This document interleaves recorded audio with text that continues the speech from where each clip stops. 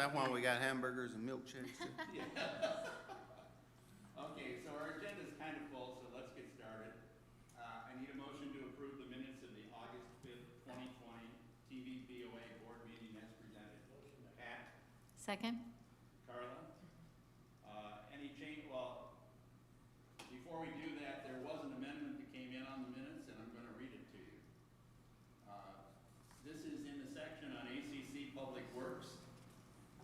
It refers, it would be the third entry there under Jeff Gagley. He also reported that an error in street widths produced a shortfall in the HA5 budget for 2020, which resulted in moving some of the planned application to 2021. The overall long-term impact of this could result in increased cost of approximately $1.5 million for HA5 applications going forward. Mr. Gagley has been asked to come back to the board with the exact impact by year. So that would be an amendment to the minutes as you've seen them. Discussion. I don't recall the 1.5 million. I do recall that we had said that there was going to be an impact, but there is no way in the world the impact would be 1.5 for the work we didn't get done in the I'm just reporting, I asked him the exact question, what was the impact? I went back through my notes, and he said it's about 1.5 million going forward. So I'm Rick? reporting what he said. Okay. Rick, Yes, that was total because there were other errors besides the calculation error from Malacqua. That's why it's $1.5 million. yeah, I understand that. So Well- other discussion or amendments to the minutes? So Mr. President, Yes, on that topic, this morning I asked Jeff to, because of your question you asked and you wanted to follow up, he's recalculated it with the help of Ed Hoffer, and it's 149,208. And I don't have that by year, but that was the total calculation. It went from 21,792,072 to 21,642,864. okay. Jeff will have to give you the by year breakdown, but it's approximately $149,000 error because of the miscalculation. Okay. So I'm going to call for a vote on the minutes as amended. All in favor? 7-0. I'll also need a motion to ratify the board's electronic vote to reopen the Yacht Club lower level meeting room on a trial basis. Do I have that motion? I move. Second. Mark, second. Discussion? Could you briefly describe what that was? I understand, but for those that did not hear the discussion. Yeah, I don't have the exact language of the motion. Well, from my memory correctly. Yeah, go for it. My understanding was that this was generated from groups wanting to get back together. Yes, exactly. And primarily, from what we heard, primarily from New Philadelphia. Am I off too? No. Yes. Yes, you are. Maybe try pushing your mic in. The green. Sometimes I say up at the push it down in there and then push the button right here. This one. Yeah. We're tech challenged, Marty. Thank you, Carla Johnson.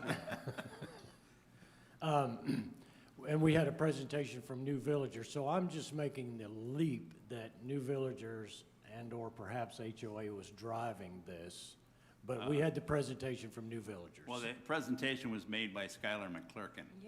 Yeah, It was a yacht club presentation. yeah, it was a yacht club presentation, but I'm putting two and two together. Why is he giving me this? Who's requesting? And then, so anyway. Well, there's been lots of groups that have asked for us to open meeting rooms. Okay, so then Skylar presented to us a plan, and it had to do with, as I recall, putting sign-up tables in, which we discussed at length with Skylar, and it would basically be impossible to control the 6 Yeah, foot. The final plan that was put before the board did not have, side tables. And in so, it. sitting there, they agreed to go back and look at it. They did. And- And because of the, well, I can't believe I even remembered this word, expediency of getting this through, we elected to take a electronic vote. That would be absolutely correct, Pat. But then, every time we take an electronic vote so something can proceed, we have to To follow. ratify the vote. Okay, here we go. So I have a motion and a second. All in favor of ratifying the vote? It's 7-0. Thank you.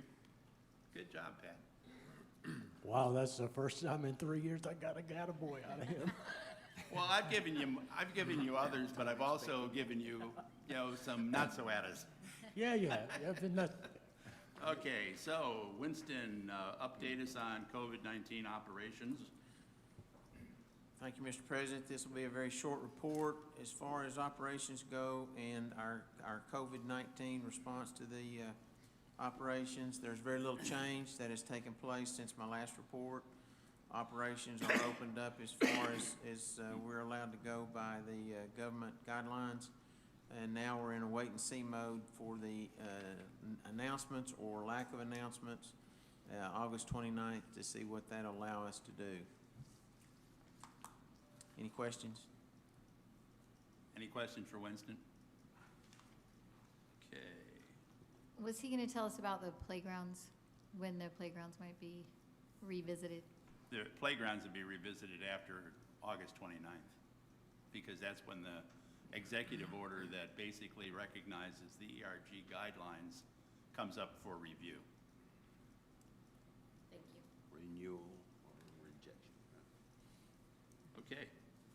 So, since the last meeting, we have formed the committee that was approved by the board last year to review the situation at Tugaloo, and I'm going to turn it over to Sue English Kovar to review that progress. may I ask a question? And again, for the sake of those listening, and did I get fired from this? Because I've been given the last two presentations, and then now it's Sue, and those folks might be wondering, Okay, well, let me, yeah, let me. Yes, we fired you. Let me just do that segue. So, all right, well, thanks, everybody.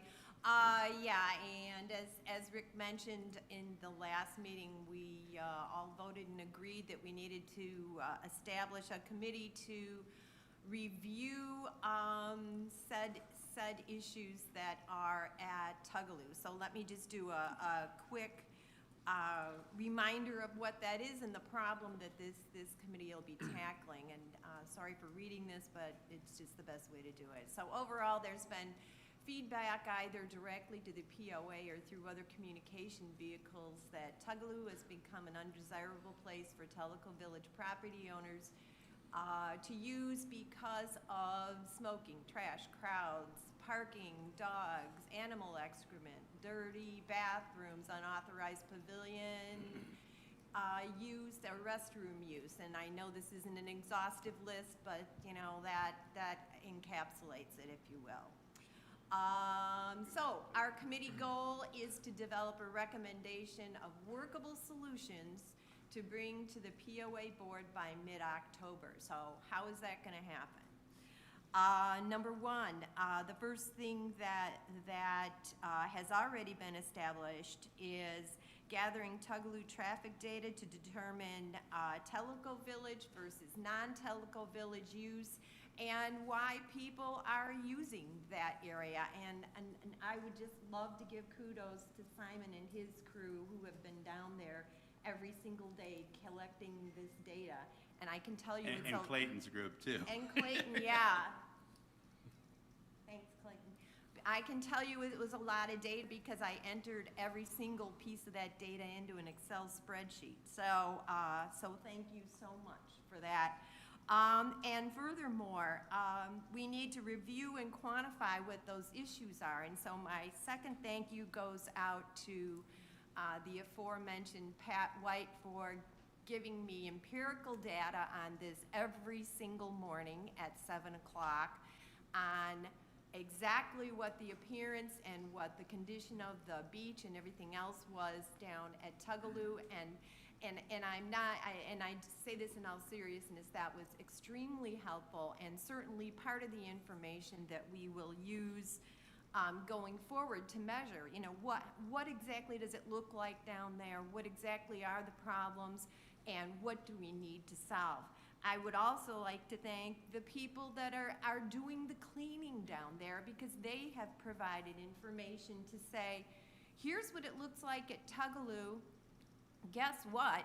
We have witnessed and experienced the same kinds of things throughout the village. So, I bring that up just to say we have a lot of different data points coming from a lot of different firsthand observers of what's going on. So you can be assured that this no stone will go unturned here.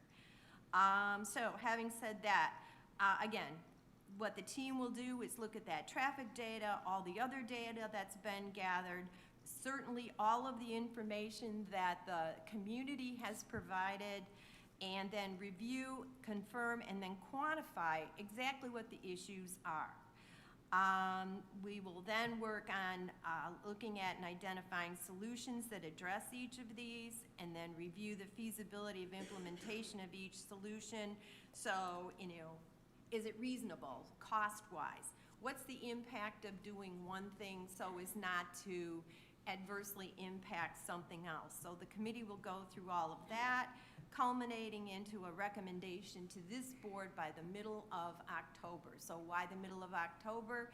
We want to make sure that if we need to come to this board and request funding, we do so before, we're still in the throes of doing the budget. So therein lies that. So moving forward, just to kind of, if you could advance the slide, thanks. So moving forward, here's where we are. Even though the committee won't meet until tomorrow, we've already got the ball rolling here. Our committee has been established. We have 5 community members on that board, each who I talked to at length, and very, very interested in helping coming to a fair and balanced decision on what the issues are that are at hand and how we might resolve those. 2 board members, that being Rick and myself, and 2 staff members. So Mitzi and Simon will as well be on that board, or on that team, sorry. And again, like I said, our first meeting will be tomorrow. Current processes have been updated. So again, we haven't just stood still until recommendations come out. So again, between Simon and Clayton's staff, daily maintenance has been kicked up big time. Before 7 o'clock, maybe not before Pat gets there, but before 7 o'clock, the beach is raked. Yeah, he gets there about, what, 6:30? Yeah, I sit down there in the dark and wait for the sun to come up. There are those of us that would say you've been in the dark a lot longer than that. Okay, I you, knew I was and from at you, risk. that's a compliment. Thank you. I knew I was at risk, throwing it out there, but anyway, so their crew, Clayton and Simon's crew, beach raking every morning, trash pickup every morning, bathroom cleaning every morning. And then the other thing that between their staffs they have been doing is every 2 hours there's a staff walkthrough. So in other words, someone who has something that identifies them as Tellico Village staff walks through the area down there. And Simon has told me that has absolutely made a difference, having that presence of staff down there. So these are all really great data points that this team will take forward as, opportunities to look at for the future. And then to date, we have, as I said, recorded the traffic data started on the 10th of August going until, well, it is still going. There's still people down there doing the same thing, but what I will show you goes through the 17th. So if you could advance the slide, thank you. All right, so a bit of an eye chart perhaps. So I will take you through this and what the rationale is for all of this. So essentially, when we took it at the information that we gathered, we put people into 3 different groups: resident, non-resident, and contractor, because we kind of felt like contractor was a little bit different. So even if you don't want to look at the little bitty numbers there, only because I couldn't figure out how to make them bigger, You can just look at the lengths of the line. So basically, you can see by far, the majority of the people that are going to the Tugaloo area are residents, and you know, it's proportionally much bigger than than either non-resident or contractor. So if Can I ask a quick question? you may. On the resident, that, or I'm sorry, on the non-resident, that does not include guests of residents, right? They would be Correct. included in the resident. And also, this is a good place for me to answer the question that'll come up, how do you know whether somebody was a resident or non-resident or whatever? So what the process was, as a vehicle would approach the tent that is set up down there, very politely, the attendant would go up to the window and say, you know, good afternoon. May I just ask if you're a Tellico Village resident? And then that individual would need to either show their Tellico Village membership card or a driver's license that substantiated that they live in Tellico Village. If they weren't a Tellico Village person, then, you know, they would be told at this point in time, there's a $5 per car charge, and you can make that determination or not, whether you would prefer to stay or not. And we did gather more information then about why people were there or not. So if you could advance the slide again for me. Question, I had a question. Oh, before I'm you go. sorry, Bruce. Yep, the contractors, generally speaking, they just come in there, use the facilities. Yeah, and leave. I'm gonna talk about that. Okay. So, okay, so I basically have, I just chose to put information about non-resident and resident on here, but to answer Bruce's question, our third group was contractor, and essentially what we found is the contractors were either coming, they only had two purposes down there, to use the restroom and maybe sit there and eat their lunch. So that's why I didn't bother putting up a pie chart for the contractors, but, so that's why they were there. But what I'd like you to look at here, and I'm gonna explain a little bit, whoops, something fell off of my chart here. Okay, sorry about that. My data points seem to have fallen off what you guys can see there for whatever reason. So, all right, I'm gonna have to take my glasses off to look at this. So, okay, so sorry. So as you can see, Bifocal time. no, these are tries. Oh, geez. It's still not big enough. It's still not So as you can see, the big blue swatch is people going to the beach. And right now, I'm kind of focusing for you on the resident side of things. And then the next largest, of course, is people going to the boat dock, followed by dog park.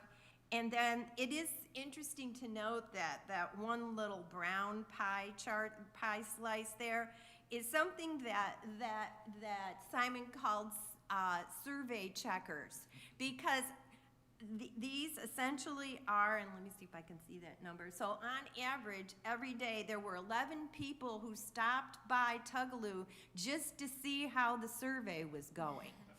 So kind of an interesting thing. But the other thing I want to point out, and this is the motherhood and apple pie of Tellico Village, is there was either one person or a couple of people who came and brought Simon lunch. And I thought that's like, well, that's Tellico Village. I mean, whether you agree on one side or the other on this, that's Tellico Village. So, Yeah, I thought you were suffering out there, Simon. I think the lunch program is a really good program. Yeah, I bet you do. then just to go over to the other pie chart, yeah, and it just says people on there, and you gotta be wondering, why does that say people? But it's because, yeah, for whatever reason on that slide, that data point didn't come out. So I would say so if you look at this, the non-resident, it ended up being Of those average 9 residents per day, or non-residents per day, 5 of them just turned around and left. Let's see, 4 of them actually did go to the beach and paid the $5 per car. And the other 4 per day were a realtor bringing people in just to show them what it looked like. So that gives you kind of an idea, based on the amount of information we've gathered so far, of where we're at. And so I guess I was even sort of surprised to see that, what is that? It's 9 or 10% of the people that actually come to Tugaloo are not residents. So, given that, if you could go to the last slide, then I'll just wrap up by saying, well, here's where we're gonna go, and this is kind of a repeat of what I already told you.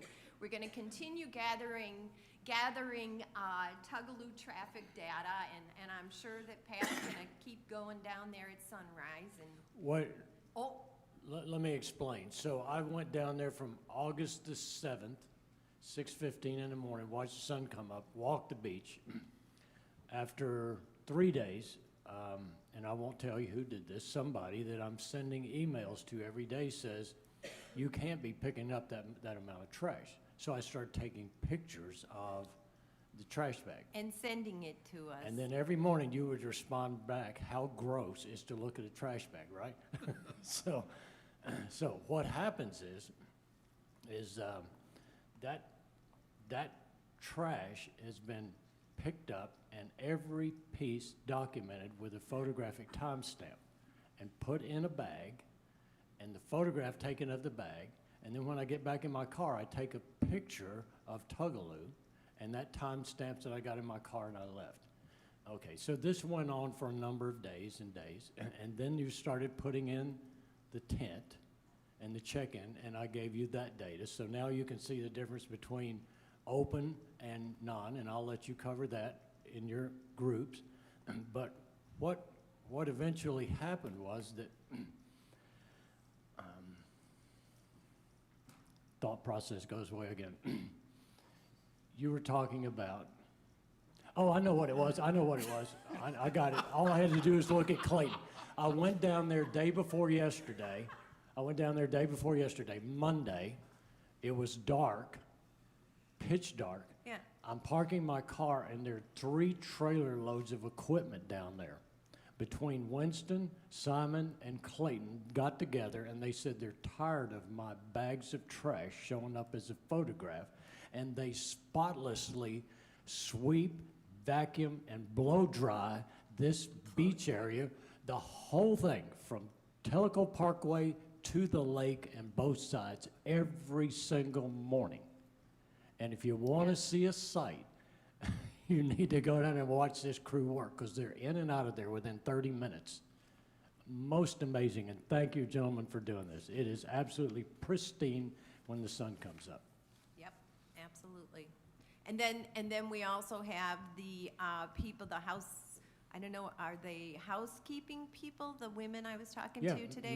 Marilyn and Debbie. In fact, if Yeah. you want to meet a lot of villagers, go down there at 7 o'clock in the morning. It's a really nice, you'll meet some nice people.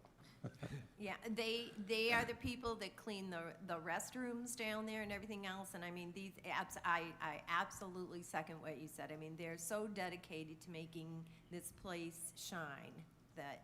And if you haven't visited in a while, please go down there. It is a garden spot of Tellico Village. Sit on a bench and watch the sunset. Just bring Simon lunch, and then. Yeah. Yeah, you gotta bribe Simon to get in. So, okay, well, thanks for that, Pat. So we're gonna continue gathering data, and then, tomorrow we'll get started and review all of our information and solutions, and, have a recommendation to the board by mid-October, so. Cool. Comments? We have a comment from the people watching on the live Yeah. stream. Wanted to know if you would identify the community representatives on the committee. You know, I knew you were gonna ask me that, and I'm gonna not get everybody. So we have Paige Lesh and David Andrews.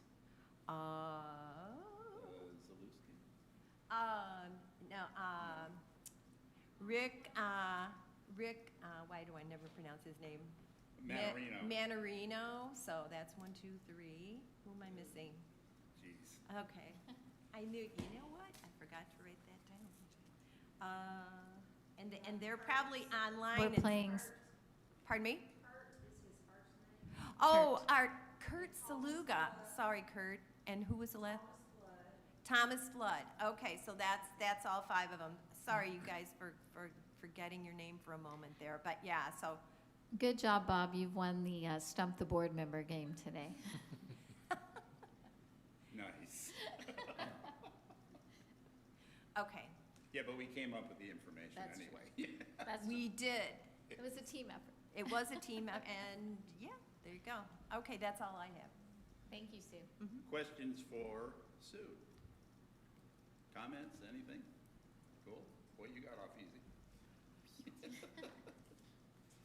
Okay, with that, we will move on to our advisory committee reports, and the first one is recreation. And no, we're not giving you lunch. No sandwich for you. You know, that was the Thomas Tellico Foundation and the Rec Committee that came by and brought me lunch, and I thought it was really nice of them. Aw. So this is going out public. I want to encourage people. That's a good project. So was that project approved by the board, providing you lunch? I think there might have been an ad hoc committee, sir. I'm not sure how that worked out, but I'm not complaining about it.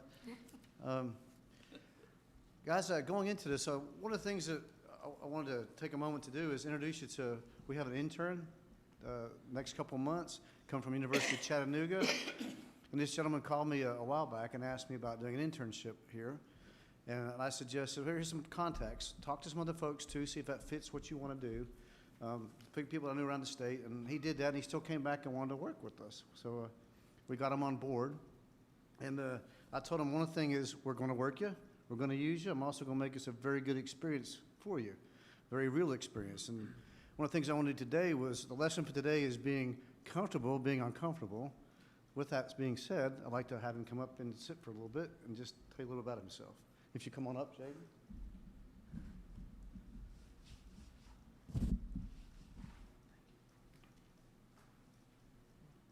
Hey guys, my name's Jaden. As Simon said, I'm an intern with him for this fall semester.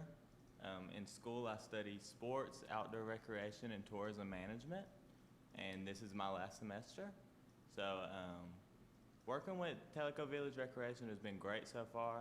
I've got to be a part of a few different projects. I've helped with the data collection at Tugaloo, and I've been there a few days collecting data and checking resident cards. And then I did a survey and I put it online. It was to gauge the satisfaction of rec members and to see what we could do in the future to improve their satisfaction levels.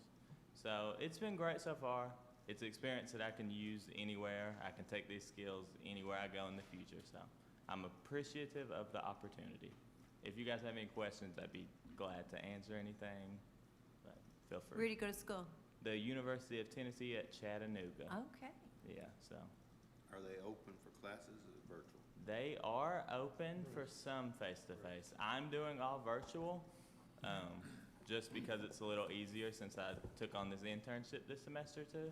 I'm taking another 12 hours outside of this, so that's gonna be a challenge, but we'll get through it. That's a full schedule. Just a little Because bit. Simon will work you to death. Absolutely. But the work hasn't been bad so far. I've got to learn all the day-to-days of the recreation department and then, take that information and run with it. Well, we're glad to have you here. Thank you. Welcome, Jaden. Sure. Thank you. All right, I'll give it back to Simon.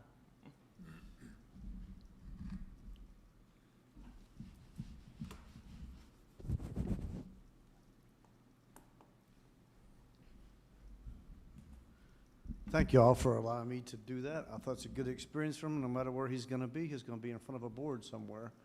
And better to get that experience now. Oh, I'd only advise him that most of the time, boards aren't that nice. yeah, well, it goes deeper than that. I'm looking at these comments too, and I won't go through all the names, but Stephen ran a tour through there yesterday, a welcome tour. and he says you are very cordial. So you did get one compliment while you interned. Okay, I'll go ahead and start my show here. We can move the slides. I'm just going to introduce you to what's been going on since we started the COVID. So if you come into the Wellness Center, we're following all these guidelines that we've been following for quite a bit. So when you first come in, you check in through Acuity, so people can book online, anything from pickleball to classes to pool, anything that you're doing. And they come through here, and we ask the questions, we check them off, and then from there, they move into the next station. Before they get in here, we're outside, we have little boxes where people go. We have a whole system down. So after you come past this first place, next slide, you come to the front desk, which you can see we got plastered with plexiglass all around. They go through there to check in, and from there, we have people set up in increments, like 15 minutes. So the first group might be for swimming at 5:30 in the morning. They go in, and then 15 minutes later, the next group lines up. They come in, and they go into exercise room. 15 minutes later, we have it scheduled for the group fitness room. That way, you're not crossing. And we're taking people going through one way, coming right back out the other way. But I want to put a visual on it. This is what it looks like when you come in. Next. If you go out to pickleball, this is our pickleball tent. We started with a rinky-dink little tent, and we out here for a bit longer in the sun and the elements, so we upgraded a little bit. And this is out in the grass, and it's about 10 feet away from the side, so it gives people an opportunity to check in there. Same deal, asking the questions, just like the guidelines that we're following. And then people are checking in, and we're making sure that here they are, and they go to the courts, and we try to work with them on social distancing. Next. This is an example of our group fitness room. We went as far as putting squares down, and this is your area to work out. And at first, like, why do you got to do that? It's not like we're kids or something. I need that myself. If I'm doing a class, if you don't put me in a square, I don't know where my 6 foot is, and I hang out with family and stuff. We don't know what's 6 foot. You got to be careful if someone's not doing that. So it wasn't just to control people, it's for safety. And I hope y'all can notice the nice shine that we got in there too, because we cleaned the facility really well. So we put that down to how many people can fit in there safely and give them plenty of distance. Next. This is what we had at first. We had all this equipment that we had got approved just a few years ago, and we had about $65,000 of equipment that we couldn't use. We had it blocked off. So when we found that this is going to go for a little bit longer, we had to move things onto the track and move them onto different areas to where we could utilize it. And then this went on for even longer, the 6 foot, and we couldn't let people walk on the track. It was becoming a hazard. People couldn't use the stretching area.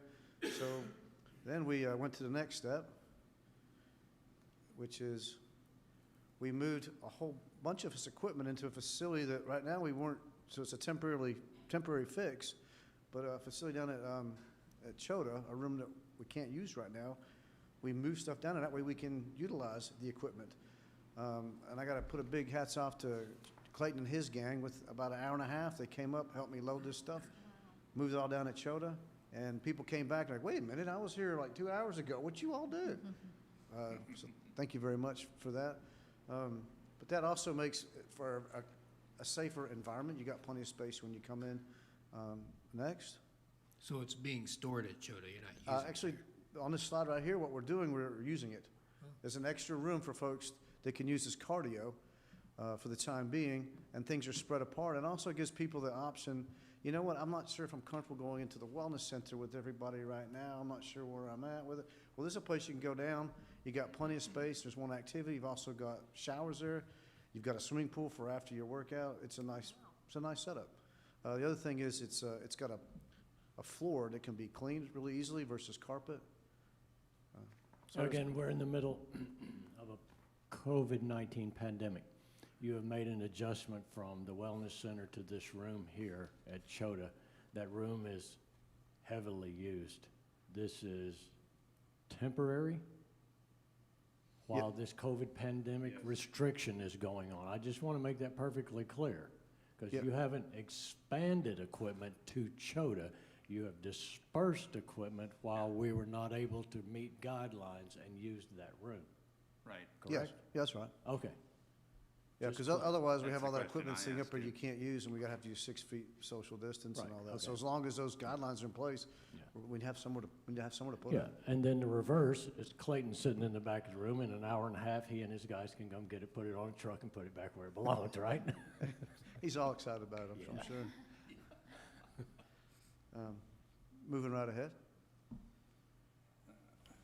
Before going into the Thomas Teleco, I did want to make a mention on the trends, looking at memberships. And this is something I'm reviewing with the rec committee too right now as we're putting together our budget. This is kind of a challenging year of how we do that. So what I'm seeing is, if I look at family memberships, the same month last year, we're down 7.5% in April. If I go to May, it's down 13%. In June, down 20%. In July, it's down 22%. Overall budget for family memberships for the year-to-date is down 8%. That's because we came out of the gates with a whole lot of new memberships at the beginning of the year before COVID. So those are the facts, and that's one of the things that Jaden, the rec committee wanted to put a survey out, and it was to find out what are things that we can do differently, or why are people not having a membership, just so we know what we're dealing with there. So moving right ahead to individual memberships, I'm sorry, we can go back. I'm just talking off of my paper here. April of last year, we're down 4%. In May, 16%. June, 14%. July, 21%. Year-to-date, 6.5%. And those are things that we're going to have to consider as we put together next year's budget with revenue. The other not-so-fun topic talking about with revenues expenses is having all these temporary staff. If we continued this at 40 hours a week, I'm estimating about $149,000 a year to cover that. And like what you saw earlier, where I have to have a person for everything, there's a cost involved in doing that. So we have like 8 temporary staff right now.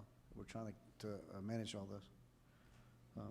We also have also been documenting the usage, how many people are coming in when, and we're assessing when, if we're not doing busy at some point, maybe we move that out. Or at one point, at the very beginning, we said, look, in the evenings, there's nobody there from 7 to 9. Brought it to the board, and we cut that out, so we're being efficient about the times. That gives us a clue into what the most usage is and what's working and what's not working. We also, starting this week with SendSource, that's the thing that we talked about with long range as well, about people counting system. We have a 30-day trial where it's free, so we're going to give that a shot and see what kind of information we get from it. Hopefully it's good software and that we can use it maybe at the park as well and our other facilities. Okay, so moving ahead from the other thing going on with the Thomas Teleco. Next slide. This is our first bench that went down. It was designed, it's on the back of the Wellness Center. Beautiful view. That the money that goes into that goes into the foundation after you pay your expenses. And we have 3 of them back there for sale. And some of those from the naming rights will go towards the Pickleplex. Next slide. This was purchased by Gary Mulliner, who is one of our trustees and also the warden for the chain gang. And when I grow up, I'm going to be like Gary. He's really a fascinating individual. But he wanted to honor his group, the chain gang. During the COVID time when we were shut down, we put 3 parks in up at Kahidi. These are all things that we went through, Public Works to do. And then a small park, what's it called, Tadpole Park, gives the neighborhood a little access to the lake. Cleaned up some areas that looked pretty rough that we owned as common property. And we also made some more miles of trails. These guys are incredible machines. And on top of all this, he purchased a bench to honor those guys. And in doing so, that money goes towards projects that we're going to have. So the reason I'm going on about it is this is ideally what we wanted to see. So something good happens from that. Okay? Do you mind to tell us what the cost is, the naming rights for a bench like that? It's based on where they're at. Those benches right there are $5,000. I have a question. This says Kahidi Chain Gang, and this is the same group of men and women that started out in Kahidi that travel all over Tellico Village, Loudoun and Monroe County, making these trails. Yes. And then when they go into a neighborhood, you get a lot of people come out of that neighborhood, Loudoun and Monroe County, to come in and help them. But this is the core group. They call Kahidi Chain Gang, but they build them throughout Tellico Village in both counties, correct? Yes, but they're all from Kahidi. I mean, Yeah. there's a few folks that, like, this morning, for example, they were down there working on a Chota trail. Yeah. And putting in steps and doing heavy labor. Yeah. Okay, moving right along. This is also from the Thomas Tellico. Our first project was doing the project through TOC, and they went up to Kahidi doing injury assessment. This has been a huge success, we feel like. Anybody that lives here can go and get checked for free and get referred. That saves you the time of traveling somewhere and trying to make an appointment and copay. So you can get an expert opinion right off the bat. Moving right along. We also did a session down there for racket sports where people were outside at Chota during the COVID times and learning exercises you can do to strengthen your shoulders, back, legs, and whatnot to prevent injuries. And this is all paid for through the Thomas Tellico. Next. This is also something, a kiosk that was putting up at Kahidi. That was done on one of the little parks up there, and Gary spearheaded that one. I think it's wonderful. It's 3 sides to it. It's beautiful. We're going to put another one over at the Wellness Center. And that goes through the Recreation Department, and typically Gary and his crew will purchase the stuff and then get reimbursed, which is big of them. Moving right ahead. But I'm excited about these kind of things. Move. Simon, may I interject a kudos to that real quick? To the pocket park with the kiosk, with the one side that you saw there had the birds of Tellico Village on it. Another side has wildflowers of East Tennessee, and the third side is wildlife. And what an asset to Tellico Village those little parks and kiosks are, because every time I drive by that, which it happens to be right on the road where I go in and out of my house, there's somebody there looking at that kiosk. A friend of mine came and brought her grandchildren who were 3 and 5, and they went down and looked at that kiosk, and the rest of the time they were here, they were identifying birds and wildlife and flowers from that kiosk. So that's a tremendous asset, and I just appreciate you guys doing stuff like that in the community. Thank you. Thanks for the nod. I appreciate that. This is one of the classes we've been doing, outdoor yoga, social distance. It's beautiful in the morning, 7 o'clock down at the Yacht Club. Watch the sun come up, get your workout in. You also book that through Acuity, just like everything else as a rec member. Moving ahead. Next one.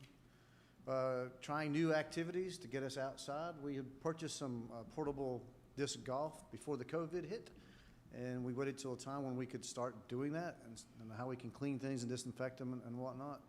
And we started this out. Again, it's portable, so we can move it. And Clayton and his crew are working with me behind the pickleball courts. We've got several acres back there that we can use to make a temporary course. Again, it's temporary. We can always move it.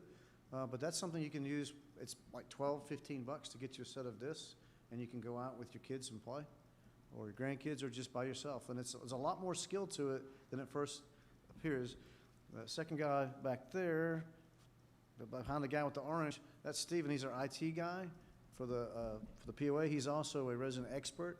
Learn a whole lot more about disc golf than I ever knew there was possible. So he's leading this class. Next. That's an example of the goals. And also golf department, they're going to use them for things too. You can set up 9 holes and have activities. So that is get something new going, keep things rolling. Next. This is Chandler. He's been teaching our paddleboard and yoga classes down there at the beach. He's fixing to go into the Air Force here shortly. But it's another thing that we've been doing is open up our outdoor recreational activities. There are also things that are members only, and you book through Acuity. Moving ahead. We have quite full classes. These are paddleboard, first time trying it out. Others go all the way to breakfast down at Tenassie and paddle back for a little more of adventure. Moving ahead. We also have the Kayak 101 classes where we teach people how to kayak, but more so this year we have the reservations where people can get the boats and go out by themselves and paddle the cove for a while. Next. That's just a shot of the beach machine down there for the Public Works. We had approved this past year for cleaning up the beach. It's quite a neat piece of equipment. Moving right ahead. Part of the thing we find out was, what are the issues that we had? Well, it was brought to our attention, there's some issues at Tugler that want to be addressed. So we narrow them down. Let's take a look at them, just like we do other facilities. And that's what Winston had me do when I first come here, is make a list of things. And one of the first things we had was, if y'all remember the pool and that situation up there, let's narrow it down, figure out what the issues are, and then we'll go back and address them. So one of them was goose. All right, let's find out, how do you get rid of geese? What's the best way to go? And work with, again, Public Works, and how we worked out a plan, and we don't see geese as much down there. You got to make them uncomfortable is basically the plan. Whether it's that or it's dealing with construction issues or dehumidification issues, let's find out the issues and best way to address them. And that's what we're doing down at Tugaloo as well. Next one. Simon, did your coyote ever come back? We lost one of them. I got to say, though, it's kind of irresistible as a teenager to not take that. It was kind of wild looking. But we had two of them down there at about $35 a pop. One of them still down, and the other one that looked like the big bad wolf, that lasted about 3 days. Anyways, so part of the role now is I switched to putting on a vest and being down there and monitoring to find out what goes on down there. And I have a vested interest in that. When I first came here, that was one of the draws for me when I came and saw this park down there. I said, what a wonderful park.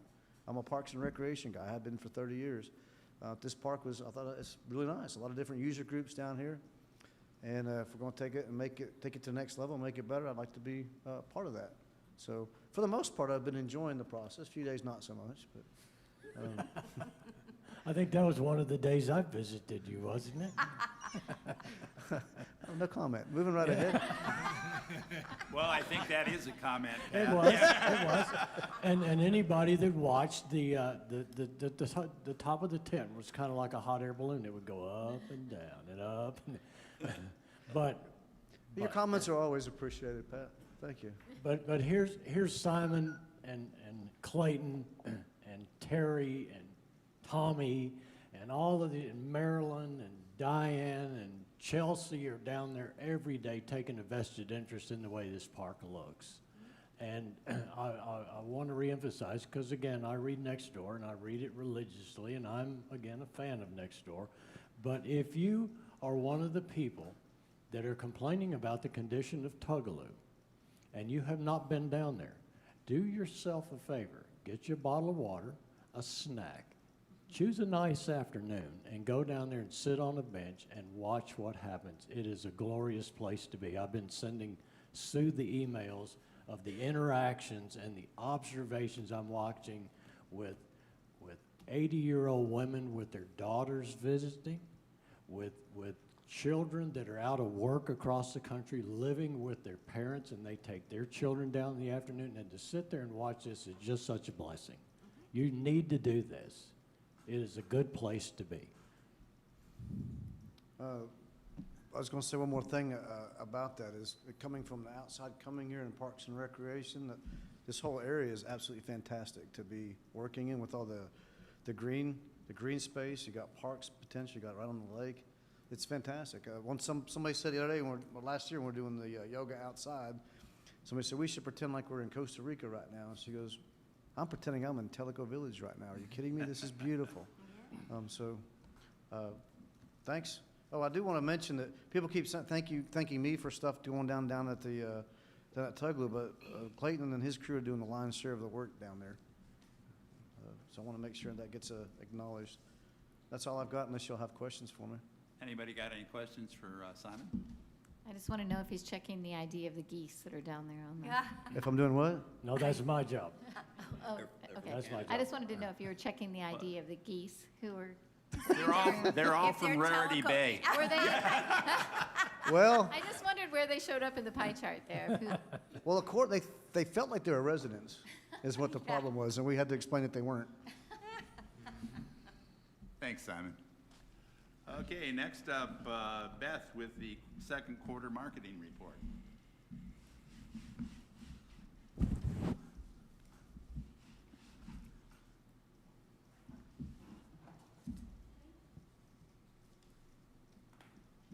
I don't know, I've already looked at this, and I gotta tell you, it looks like they're selling houses faster than they're coming on the market. They are. In some cases, Well, for those who have not listened to Beth's report before, pay close attention because she'll rip through this thing. Well, I was about to say that. I do talk really fast. I have a lot of numbers. But rest assured, these slides will be on the POA website, on the Board of Directors page in the morning. So you can go back and look at them. All right, let's get started. Oop, wrong direction. All right, we're going to talk about first half performance first. We've also got this broken down on a quarterly basis because obviously with COVID, this is not a very good picture of where we are currently. So first quarter, we actually had a very solid start to the year. All of our metrics were significantly exceeding prior year, and then post-COVID, second quarter, down the drain, as you can imagine. Everything is way below last year. So let's start with discovery request. 290 requests, which is down 23%. You can see the majority of that was caused by the second quarter, which was when the Welcome Center was virtually shut down and we were not accepting or handling any tours, and people's minds were on COVID and not about where they were going to go visit next. As far as visits, you can see that we had 136 visits, which is down 48%. 65% of that was from the second quarter. For database leads, 2,975, which is down 15%. Most of those also caused by second quarter. The negative impact of that versus prior years, even 52% respectively. MLS sales, 205 total sales, which is down 9%. Most of that is in homes, which was 20, and then up on lot sales. And that's because, like Pat said, there are not very many homes on the market. I actually asked Susan Akahi this morning when she was in my office what the current number of homes available are, and it's 34. Oh my God. That is nothing in the real estate world. MLS homes and lot sales for first quarter was actually up 12% and then down 21% for the second quarter. Marketing program sales. These are sales that I can directly trace back to the marketing program. And like we've talked before, it's a very long process to make sure if we can't for sure confirm them, we don't count them. So 143 sales for marketing, which was up 13% versus 2019, and it equals 70% of all MLS sales. You can see that on homes, it was up 1% and lots 30%. Lots are continuing to be an increase because of the low resale market. This is just a graph showing you how we have proceeded since the beginning of the program in 2013 until today. Residential property values, $150.58, which is down 2%, which is not terrible considering what we just went through the first and second quarter. POA lot sales are actually doing wonderful. 57 lots already closed this year, 45 additional lots pending. That's way more than what we did at this time last year and almost for the whole year of 2019. For revenues, you all want to see a glimpse of the all-in revenue and costs associated with the marketing program, so we do this for you.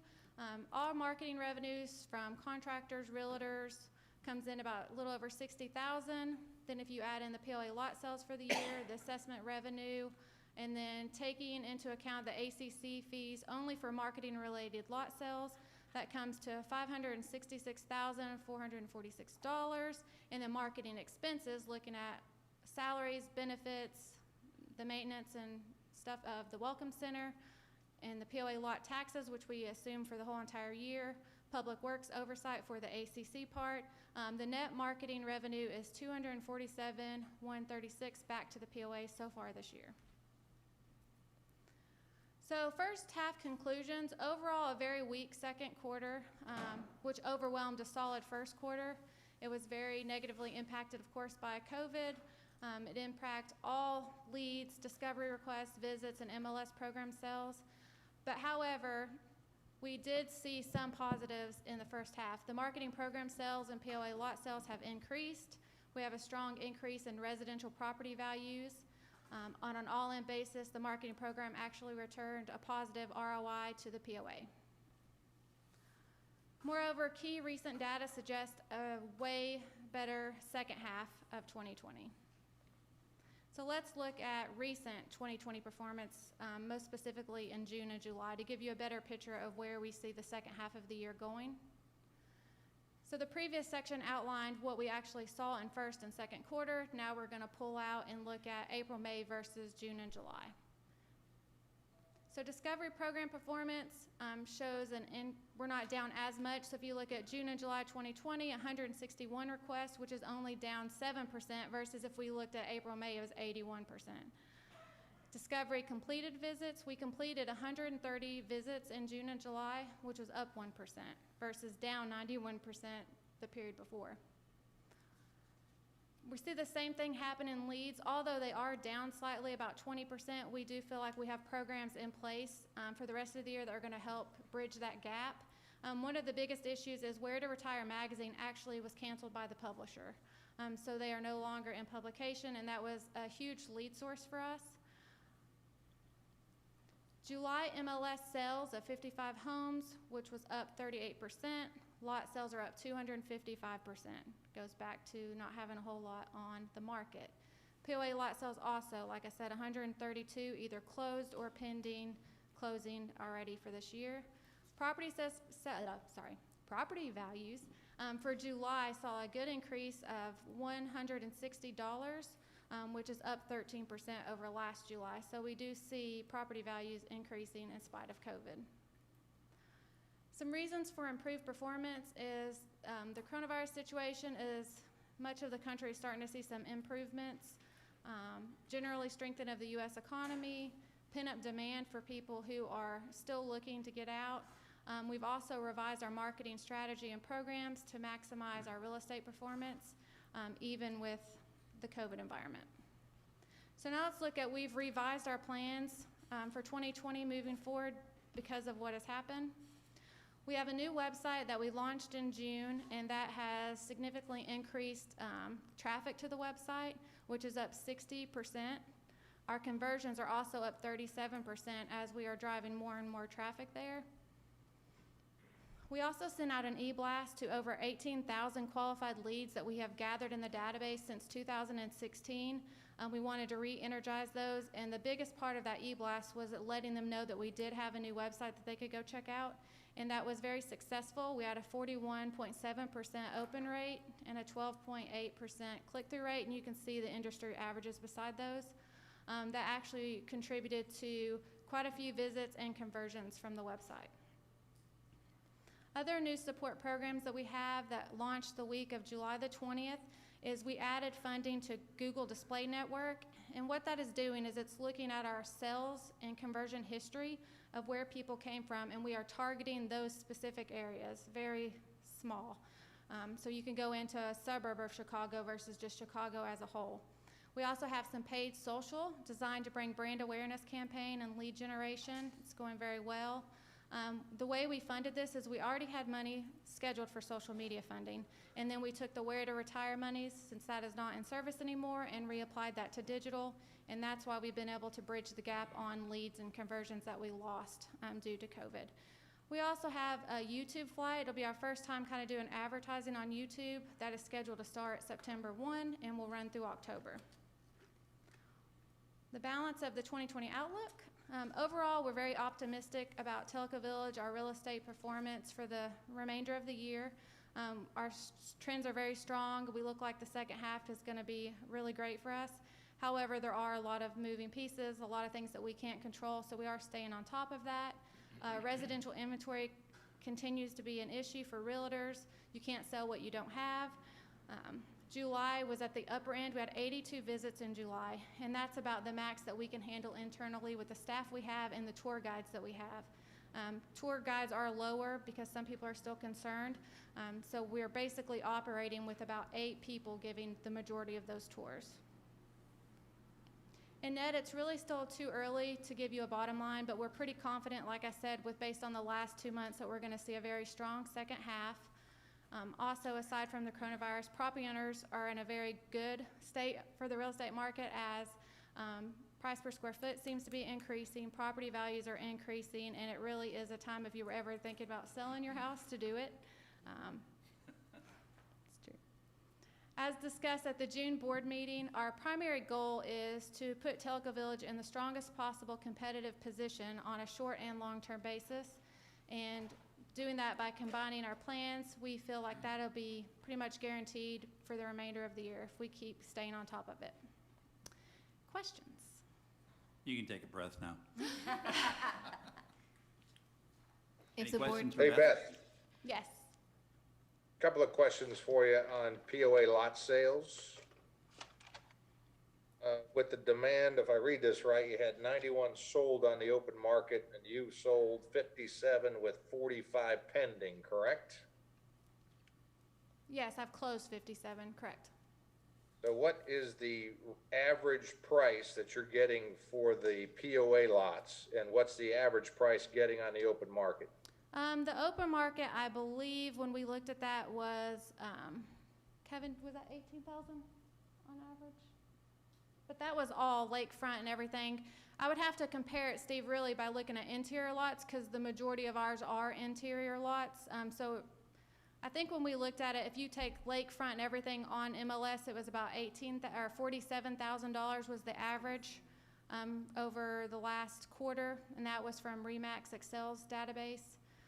And then POA lot sales, I've not averaged it, but the majority of the ones that go with the preferred in the builder program, those sell for about $7,000, but I've sold lots for $16,000 also. So if we do have a good lot that's considered premium, you know, we're getting a premium price for that. I can get you an average, but I don't have that right off my head. Well, I would like to see the range, low, high, comparable, inland versus waterfront, just to compare what we're charging versus what the market's generating. And then the other question goes to the Cook Brothers development where they're putting in those 34 lots. Uh-huh. When will those assessments start on the 34? Kevin, do you know? You mean in the Grove? Is that what Yeah, you? the Yeah, growth. or Parker, do you know when? I'm not really sure about that. I'll have to find out. I know it, like Okay. 5-star, it was once they were built and ready to go. I don't know how that was worked. Do you know, Mitzi? Mitzi said it's normally when we receive the certificate of occupancy. They should be paying an assessment on the lot. they own a lot. Once they're platted, Kevin? Yeah, the Grove's a little bit different situation because those are going to be freestanding lots. Once they're platted as separate lots, that should commence the assessment. So I have not seen the final recorded plat, but that would be the date that they would commence. And the distinction between that and the 5-star is that that was a single lot with condominium units, and so those commenced upon certificate of occupancy. Okay, But they should be paying assessments on the one right now. Right, one. correct. Of course. Okay, so when do we know when they're gonna be platted so we can get 34 versus 1? I think as soon as Ashley Chambers watches every deed that crosses through the county, so as soon as that's replatted, that she will get notice of that? We'll look into that. We can have access to those property records to determine that date. Thank you. Anything else? Any other questions for Beth? Are you gonna review the question? We have a couple of questions from the people watching online. Okay. One is from Harry Rucker. He says, with so few houses on the market, why is the price per square foot not up? It is up. It is up. It was 151 and it's at 160, I believe. Yeah, if I'm looking at slide 19 that you put up here, it says July property values, sales per square foot, July 2020 average 160.73 versus 142.72. When I heard you give the presentation, I got it backwards too. Okay. But you gave it, instead of 19 to 20, you gave it 20 down to 19 on the slide. Okay, and then Steve Trudnak just has a comment, and he says, I have given 2 tours within the last week for couples from Seattle and Chicago wanting to get out, and they were serious. Yeah, people Well, say we if don't they have want a to be chop zone quarantined, they here. want to be quarantined here, not where they are currently. All right, well, thank you. Thank you, Beth. Thanks, Beth. Okay, we're going to move on to the finance presentation. Kevin? Make us happy, Kevin. I'll do my best.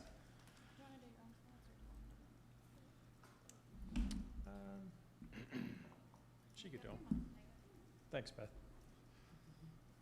And I can echo Steve Trudniak of wanting to get out of Chicago. It's a good move.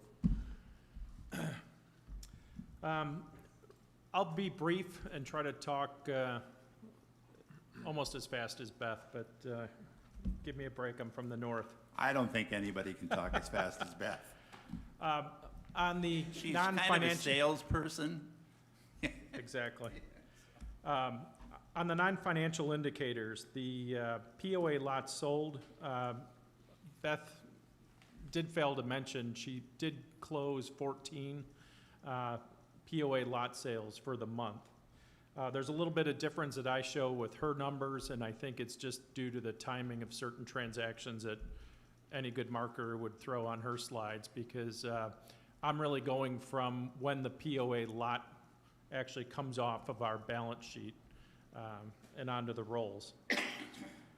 Good news is on the suspended account activity, we continue to run favorable. We have not seen a degradation in our collection efforts, even amidst the virus. Our total paying lots, therefore, are pretty much right at our budgeted level, and you'll see that reflected in the revenue side. Headcount, we fell by one position. We've got 99 full-time staff versus a budget of 107, and I'll talk about staffing in the expense piece. On the public works side, obviously the activity in the village is strong with property transfers. For the month, we had 82 property transfers versus a budget of 25.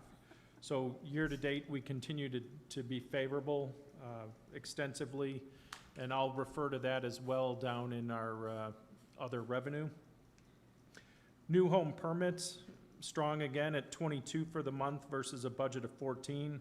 We're already at 103, and if you recall from when we did the analysis around the impact of COVID-19, we were trying to be conservative, and I think it was good that we kind of relaxed that assumption a little bit because the activity continues. And based on what I'm seeing with August, there's going to be at least another 30. Miscellaneous permits, we're basically right at budget for the month. We're a little bit soft year-to-date. That should pick up, especially with the board-approved staffing in that area.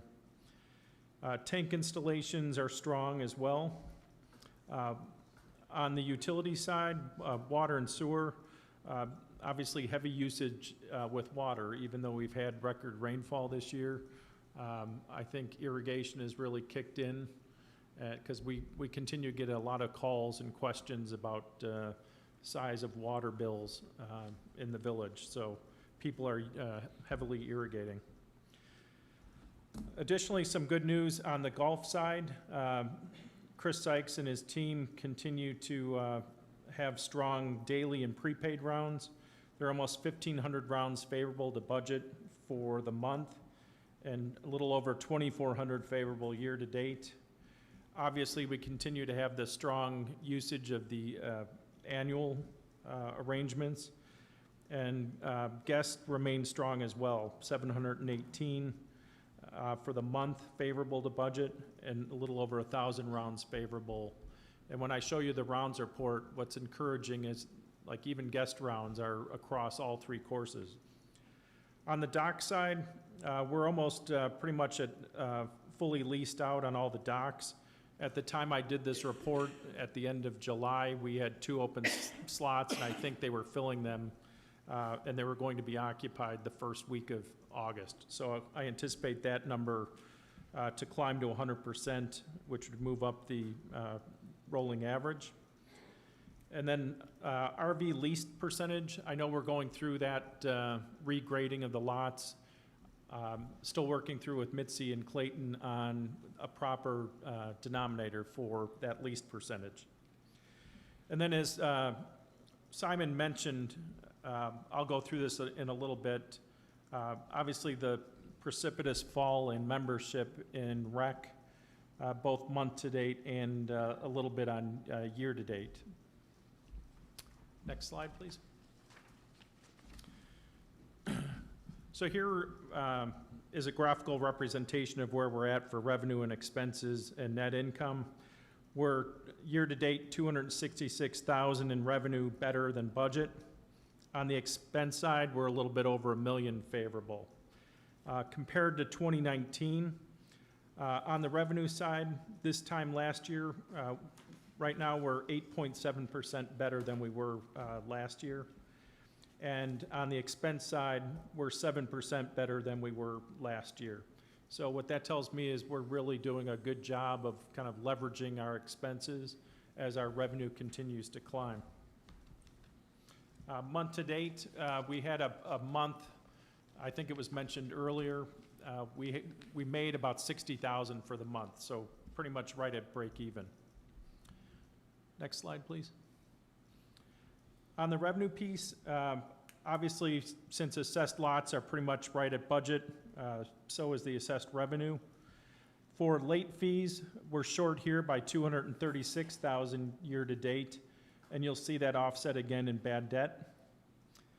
On golf revenue, this is great news. We're favorable 136,000 year to date versus budget, all driven by round volume. Golf merchandise, we made up some ground. We had a strong July in golf merchandise sales of about $30,000, and I know personally I'm contributing to that every month by buying my wife outfits. She's like, stop buying me Teleco outfits. I'm like, honey, we're short on the budget, so. Wow. Wow. But they've really done a great job considering that the pro shops were closed for a while. They do seem have. to be catching up though, Kevin. Pardon me? They seem to be catching up. Yeah, they do. Do you project that they'll go positive? Favorable to budget Yeah. by the end of the year. Yeah. I'm not willing to call that one You're yet. not gonna make that bet, right? How many more outfits can you buy? Yeah, I was She can buy a lot. What is nice, though, obviously, they've had a strong July. The investment in TrackMan, I think, has really helped with sales. They've sold quite a few of hard goods, so people are buying clubs. It carries a little bit lower margin than apparel, so you'll see that in the margin with the cost of sales. But a lot of good momentum. They got a lot of new merchandise in for the fall, so please stop by. On the rec side, we're unfavorable year to date by 186,000, and that's really kind of two components. One is the suspended billings that we did for 2 months, which was $150,000, and the remaining 36,000 is really driven by the lower membership. Once billing started up, we did not return to the level pre-suspension. On the water and sewer side, I've got a slide talking about rate volume. That is mostly driven by volume, as is installed tanks. Dock and RV is short by 9,000. That's about 15,000 short on the RV side, which is really open lots. We're short year to date on docks by about 9,000, and that was some open docks at the beginning of the year. And we're 15,000 favorable year to date on gas docks. So that's more than made up for that kind of lag on the dock revenue. Obviously, ACC permits, that's all driven by volume. Food service, that's all Kahiti with guest volume. And then other, that 159,000 is a combination of administrative service fees. That's favorable by $43.5 thousand. So that's the 392 transfers versus the budget of 175. We've got 20,000 of favorable interest income as we've been carrying a little bit more cash balance than we expected. And then 59,000 is that earlier in the year, the Kahiti donation related to the portico improvements. So you'll see, lots of puts and takes to get us to that 266. Next slide, please. I'll skip over this and just talk about it for a second. Obviously, you'll see the large spike in May on that purple line is really the HA5 expenses. I accrued 75% of the Whitaker invoice in the month of June, And then when they completed that project, the full amount came rolling through and finalized in the month of July. So as was mentioned earlier, the HA5 project is now on par with the budget, so. Next slide, please. So on the expense side, I talked briefly about the HA5 completion. I believe that total came in at $985,000 versus a budget of $977,000. We had some additional maintenance activity kind of picking up in the month of July. Simon had Kahidi Pool refinishing, Public Works had some remodeling, tank modifications, and then they began working on the dock flotation replacements for about $13,000. Salaries and benefits, obviously, it doesn't show on the year-to-date side because we had several months of open positions. But if you looked at the month-to-date, we did have the impact of merit increases that started July 1st, as well as board-approved performance bonuses. We had a little bit of overtime, as well as some additional seasonal staff, particularly on the golf maintenance side. Bad debt expense, $200,000 favorable related to suspended accounts. Collections remained strong and favorable to budget.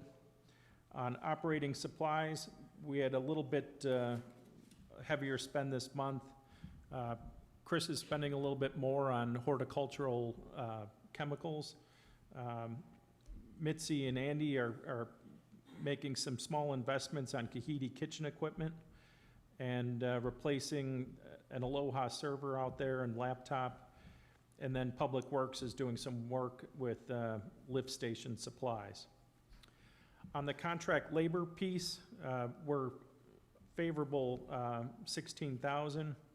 I will say, however, Simon's note, looking at contract labor for the rec department, he had about $25,000 this month related to temporary labor. And when I looked at the invoices, there's about, he I think mentioned 7 or 9 employees. The invoice I looked at had about 6 people working a full 40-hour week plus a little bit of overtime. So as that continues, that'll certainly be an item that he and I will call out separately in the 2021 budget as an incremental kind of COVID-related expense for us to address. The utility expense, we're a little bit higher than budget. The LUB electric was pretty high, it was high in June and it continued to be high in July.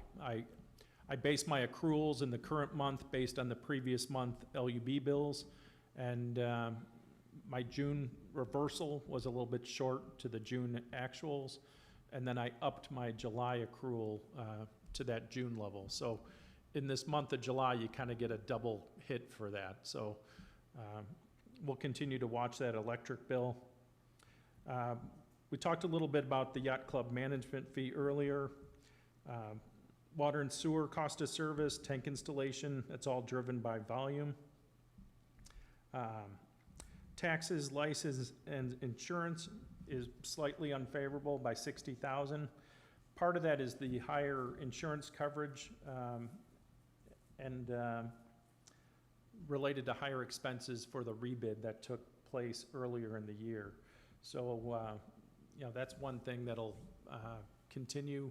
I want to say that that bid had about an extra $80,000 of expense that was approved. So that will be coming through over the full 12 months. Other expense is really a host of a lot of different items, one of which is software expense. We're favorable by about $80,000. $60,000 of that is related to public works software that we talked about in the budget for maintenance software. And $20,000 is for training and development expense that has not taken place yet. There's about $26,000 in consulting, and then about $63,000 is related to the gain and loss on the sale of POA lots. So overall, like I said, about $1 million favorable. But, you know, some of that'll kind of pick up as we get through the last part of the year. We could skip this chart. It's just a net income trend graph, and here's a trend. You'll see kind of in that far right where we had net income of $60,000 for the month. On a trend, everything's pretty much moving along. You could see on the rec piece where we were kind of pre-shutdown of $71,000 a month in rec revenue. Now we're trending closer to that $59,000 a month. All the other activity looks very strong, and yeah, we'll continue to keep an eye on it. And you can see where golf merchandise, they had about $34,000 for the month, so that's looking good as well. Next slide, please. This is just a simplified rate volume analysis that I do on water and sewer. I think a comment was made last month to make it a little easier for people to interpret. I highlighted in blue, it ties to the revenue variance for water and sewer revenue, and as the cost of service ties to the expense side of things. So you'll see that obviously volume is the main driver on both of those. And then warranty revenue, you know, continues to be strong as a lot of warranty work takes place in public works. Next slide. I'll go through these pretty quick. Obviously, I talked about it in the non-financial indicators. The member rounds are very strong year to date. Almost $10,000 favorable, or 10,000 rounds favorable to budget. And when you look at it versus prior year, the activity, the rounds activity is outstanding. Next page, please. On guest rounds, as I mentioned, it's distributed across all the courses, but 719 rounds favorable year to date, or for the month of July, about 1,000 rounds favorable year to date. Next page. And obviously the positive impact of coronavirus with golf cart usage. Golf cart rounds are up for the month. We're favorable, almost 2,300 rounds, and favorable year to date, a little over 6,500 rounds. So continued strong usage of the golf courses. And next slide, please. Now on the rec side, Simon talked to you about some of the decreases month to month. Obviously, he and I will be meeting next Tuesday and kind of going through his budgets and starting to understand the impact this has on 2021. But some of it is the scale of the his chart, but he still has seen, you know, about a 22% decrease in membership. I have a question. Yes, Pat. And I haven't heard us bring this up yet, but you know, we went through this with the golf coupons and the transition there. But I understand that if I was a rec member, COVID-19 hits, we shut down, we allowed them to take their 3 months or whatever it was and roll it up, correct? And then start their yearly membership again. Wasn't that correct? Yes. Okay. Okay, here comes Simon. He's going to come up here and help me out. So if I'm a rec member and I elected not to go or couldn't go because we were shut down, and then I elect, or we open back up, and then there's that 3-month period, and I should have re-upped in May. Now it would be June, July, August. I re-up my yearly membership and start my billing again. You just told us that there are people that have not come back, correct? That's accurate. Okay, so that's accurate. It's what Simon just said. If I come back in December and I did not re-enroll when you opened, are you going to give me my 3 months back? It's 2 months, actually. But 2 months, Yeah. 2 months. You're gonna, It's April and May, April and May. right? So are we deferring this out? No, actually, what we're supposed to do, and correct me if I'm wrong, Simon, is the ones that are on annual memberships. Right. We'll extend them for 2 months. That's correct. Everybody else is on month to month. Yeah, that's what I was talking about. Yeah, you don't get an extra hit because. Yeah, the annual, and it wasn't you got anything extra for free. You just roll those 2 months further on, and in effect, you had already paid for them, but you're going to do your annual again next year, 2 months later. Exactly, that's exactly how it's supposed to Okay, work. so my question is, if I did not take advantage of that and come back, now I'm sitting out there and I'm gonna come to you in December and say, hey, I want my 2 months. No, that's not how it works. I didn't think that's how it worked. I just, because there's, The annual memberships, and correct me if I'm wrong, Simon, when we turned the buildings back on June 1st, they started paying again. yes, So. yes. So they had 2 months where they couldn't use the facility, and we as a board said we will extend those annual memberships 2 months. Right. So they started paying again June 1st. Right, and then if they were expired during that period and they did not start paying again, they had to come in and re-sign up. Bingo. Right. Right, but yeah, I was out of town and I couldn't, and so I'm doing it in December, and I want to do it in January, February. I want to do it in February and get my 2 months back. That's not how it works. No, it was a sequence of events that had to be adhered to. Exactly. Okay, Yes. but I know how I think.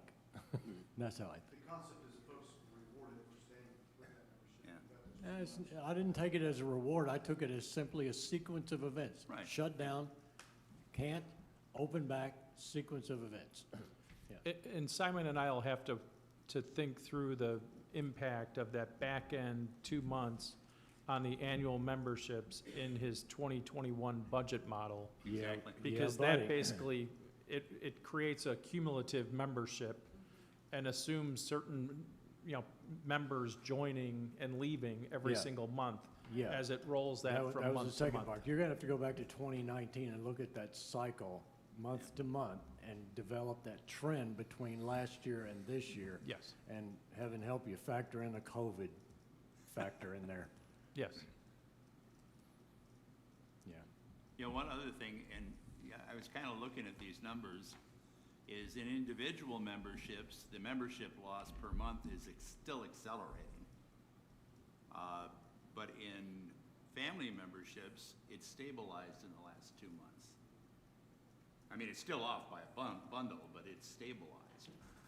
So, Simon, is there a reason that individual memberships are still accelerating?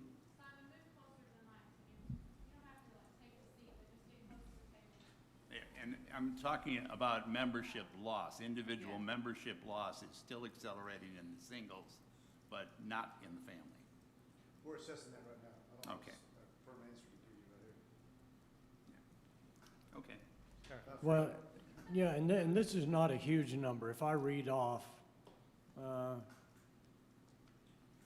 yeah, it is. It's pretty good, yeah. It's a big number. Yeah, I was looking at the bowl number versus this one, and from April, or March, it's 605, April 562, then down to 510, there's 52 there. And then it stabilized in June, and in July, it dropped again down to 478, so you've lost another 22, 50, 70-something people from April, Well, or did not sign back up. and if you compare it against the budget number, it continued to really tank. And Pat, I think what Simon was getting at when he said they're looking at it, is you have to remember that precipitous drop is not just people falling off the rolls. There's annual memberships that renew each month, all 12 months. Sure. So if you happen to be a 1 month renewal, or say your annual membership came up in June, you may say, hey, Alice and I are going to wait to renew our annual membership for like 3 more months. And now when you join back up, you're gonna say, hey, now we're a November renewal instead. So there's kind of a blended impact on that drop. Yeah, and it could be anything from outdoor pool activity to whatever. If I'm primarily an outdoor pool user and then I use these others as a supplement, I know the pool is gonna open up very restricted, so I just don't. Right. It could easily happen. Guys, keep in mind, industry-wide, we're looking pretty good. We got folks 65 to 85% membership in Boston and so forth. And the graphs are, my record had the same response. Okay. I think what we're Kevin. saying as a group, you're going into budget season, be careful in your analysis. Yeah, really. Because you could Kevin. shoot yourself in the foot, or you could not make yourself have a good enough goal and be a hero next year and still And then we'll shoot you. not make as much revenue as you should. Yeah, I'm familiar with, don't sandbag and don't get too far over your skis. There So- you So go. my goal There is you to go. work with Simon to come up with a realistic budget for next There year. you go. I gotcha. Yes, Steve? Let's not forget, take a look at the number of COVID cases in the area over the last 60 days. There's been a significant exponential increase over the last 3 months, so it's not surprising these numbers have fallen off the roof after we reopened up in June. Yeah, that's a good point. Yep. Okay, any questions on the performance? I'll turn it over to Parker to. Just one other comment. There were some questions asked about some of your analysis for the budget this morning, and Mitzi has those notes. Yeah, I was So- gonna cover those on Tuesday with him, Yeah. Rick, but thanks. We got you, Simon. Yeah, we're saving you, Simon. Rick, I'd like to make a comment on the Yeah. finances. Over the years, the board has kind of, run the golf world over the coals on, making budget and revenues and the weather and so forth and so on. Just want to congratulate Chris Sykes through July. Yeah. He's beat last year. I'm not talking about budget. I'm beating last year's numbers by $381,000 in revenue, and has taken $160,000 of that down to the subsidy line. So that's a tremendous one-year improvement, and that's actuals to actuals between 2 different years, not budget numbers, and Pat has a comment. Yeah, and I'm gonna preface this by saying, don't, whatever you do, Chris Sykes, if you're listening, all your golf pros, all your superintendents, all your staff, everybody that cuts grass, if you're listening to this, don't take it the wrong way. Because we're going into a budget season here, and I want everybody to fully understand that this is a pay-to-play community, right? The POA puts money into maintenance golf courses and hiring the people and the personnel and the insurance, and all of these issues go into running those golf courses. Stocking, playing the air conditioning, all of this stuff. But there's a huge number of dollars that go into this budget that is pay to play.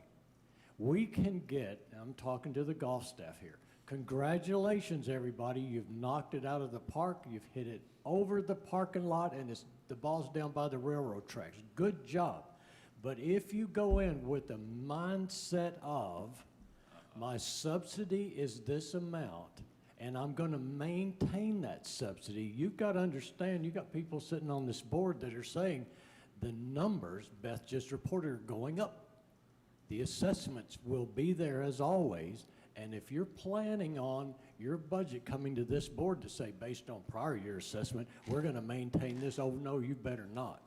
You've got to keep growing, because the more we have, the more we're gonna put money into golf, the lower the assessment should be.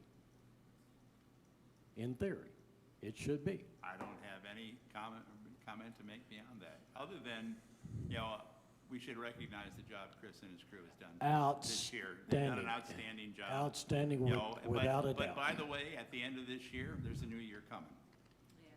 And Yeah. fully, and knowing his staff, and knowing his groundskeepers, and the superintendents, and Chris, and everybody in the pro shops, and as much golf as I play, you couldn't have a better group of people to carry us into 2021. I'm just sitting here as a board member, not a golfer. I'm sitting here as a board member saying, if you get that big black line and you say that's what we're subsidizing, and you're not trying to reduce that number for all property owners by increasing rounds and increasing revenues and keeping everybody paying to play, we can do this. But if you don't keep it interesting and you don't get the taco trucks back and the putt-putt stuff and get all these people in to buy golf clubs and put a fin cycle on and have a TrackMan and have a August the 19th TrackMan night, if you don't keep doing this stuff, the interest will wane. We're a short attention span group of retirees. Speak for yourself. Look at the numbers, boys and girls. Okay. Parker, the floor is yours. Thank you. Shannon, next slide, please. For those of you with short attention spans, I'll try to keep this brief. Okay. What a shot. Direct hit. Okay, we have accumulated and submitted the payroll and expense data for forgiveness of the Paycheck Protection Program loan. That's gone to United Community Bank for the first screening. Later will go to Small Business Administration for final approval. Most of the cost data that we submitted qualifies for reimbursement or forgiveness, rather, of the loan. And we think we've got enough to qualify for full forgiveness. Don't know how long the process will take. It now enters the government approval and review process, and have no idea on the timeline. I'd guess at least a couple of months, but we're set up, and hopefully we'll get a good result from that. We have completed setup of the budget model for development of the 21 budget and the succeeding 10-year plan thereafter. The schedule for budget development has been finalized. I'll review that briefly here in a few moments, and will be posted to the website following today's board meeting. And we have made the final full month's payment of the Wellness Center note. We've got a note burning ceremony planned for September to make the final small payment and fully retire the note. So that's quite an accomplishment and a milestone in the life of Tellico Village, and some more details will be forthcoming on that. So next slide, please.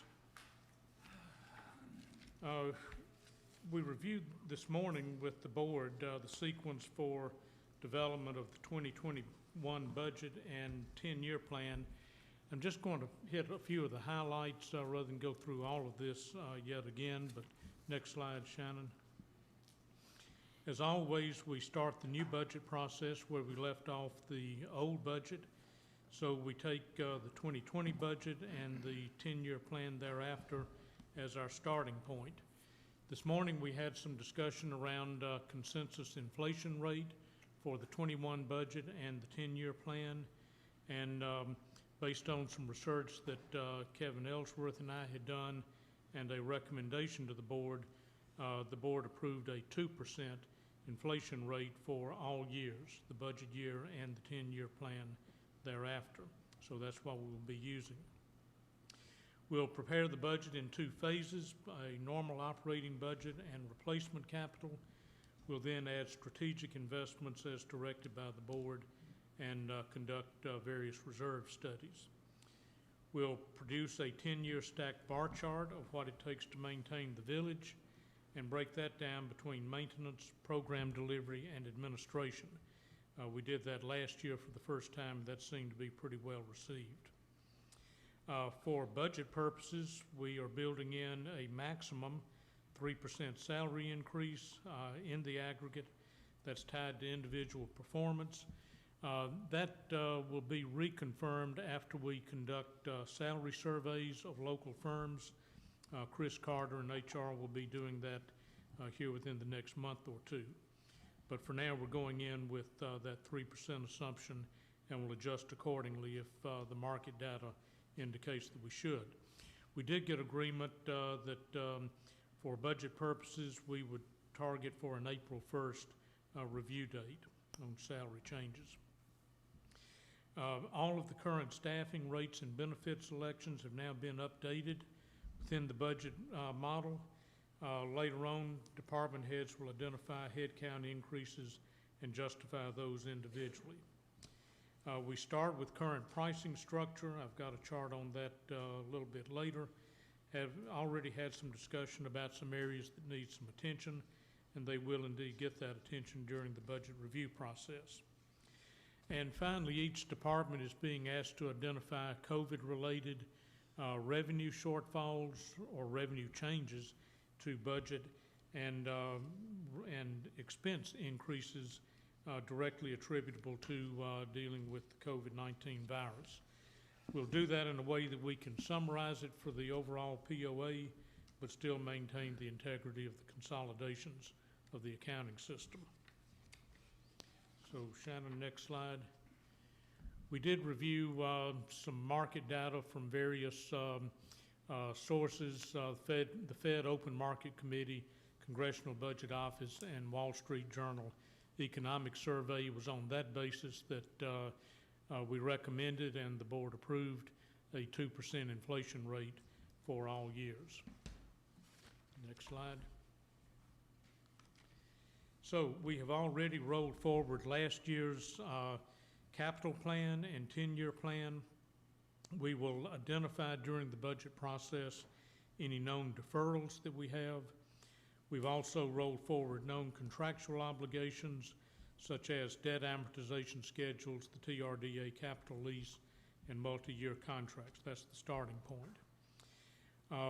We will begin with no new amenities added in 21. We will carry forward some below-the-line contingency projects that will be reviewed and perhaps added back above the line as we get a little deeper into the process. And working with the board, we'll identify strategic investments.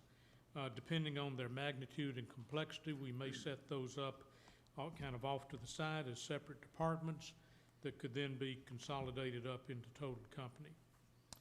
And we will develop reserves, funding, uses, and balances to try to recover not only from the aggressive capital plan of 2019, but to move us closer toward a target level of reserves. That target has yet to be fully determined, but we've had considerable discussion about what that might be and how we might make progress toward that over the next several years. For assessments, we'll begin with a roll forward of where we ended last year's 10-year plan. That is a 5% maximum increase per year through 2025 and 4% thereafter.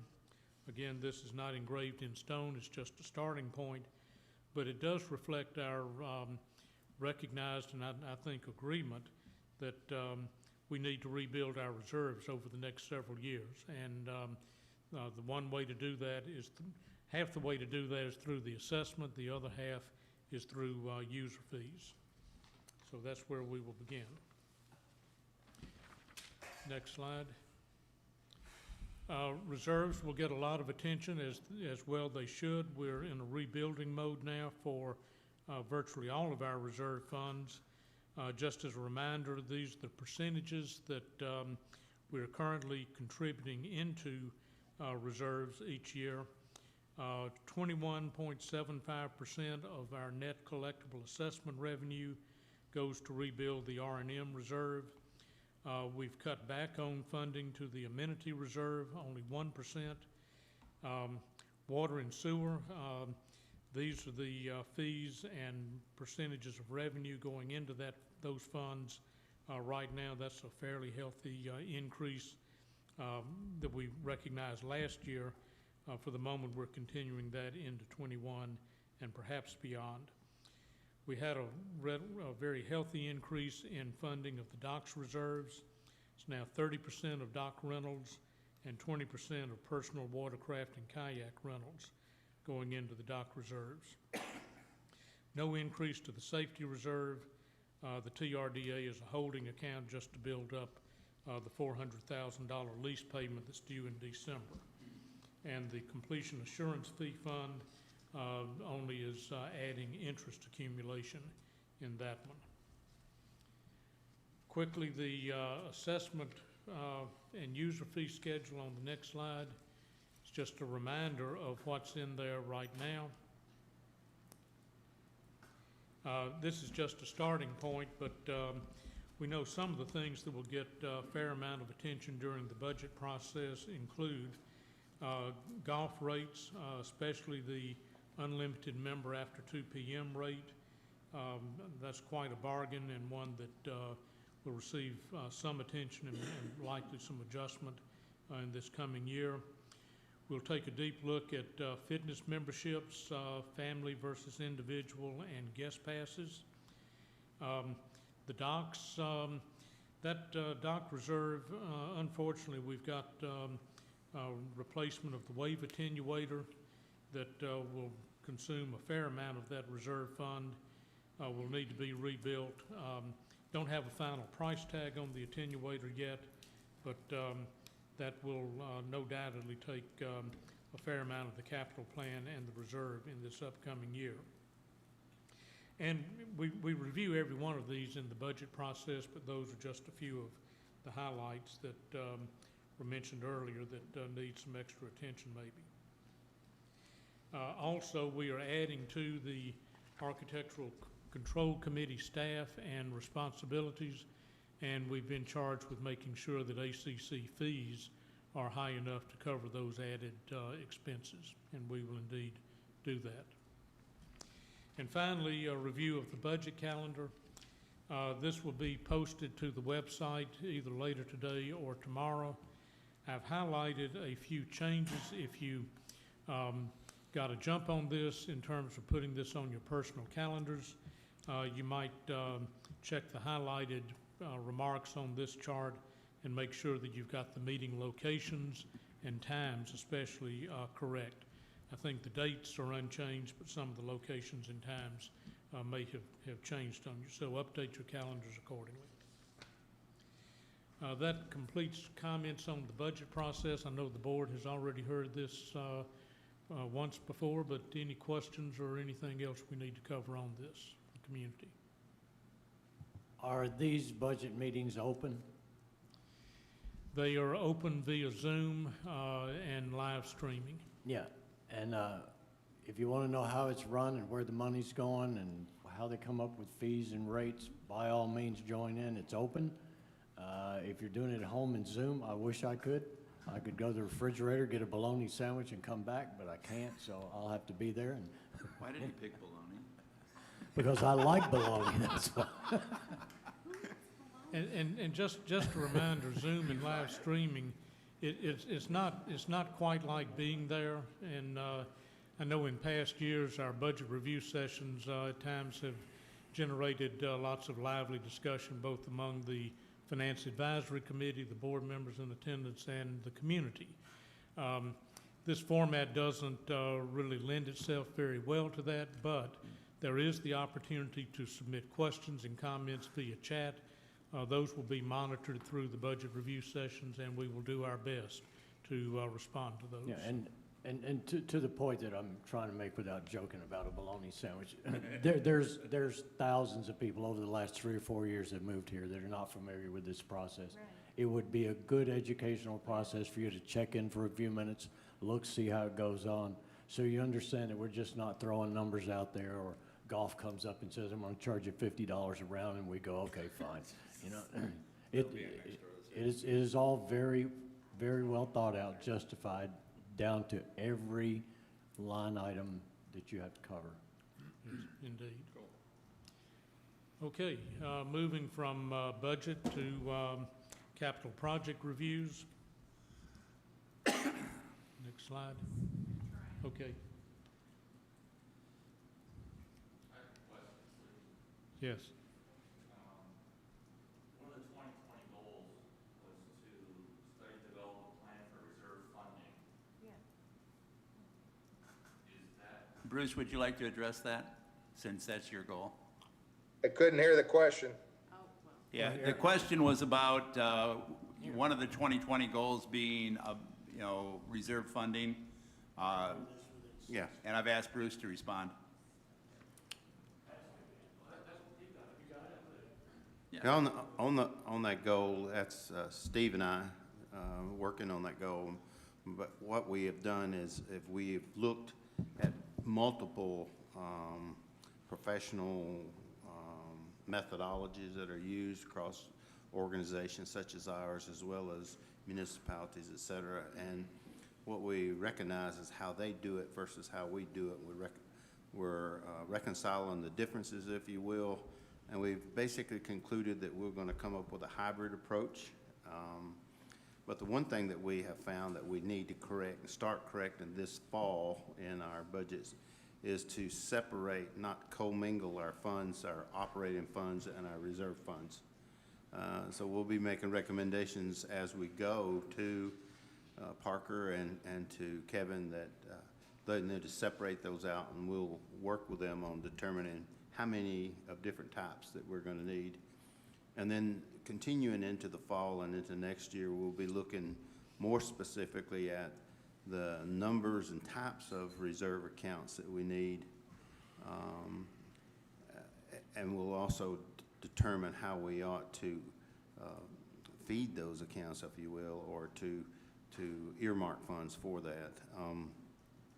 What we have determined, though, is that last year we met a goal of having by 2026 a balance of $9 million in our total all reserve accounts.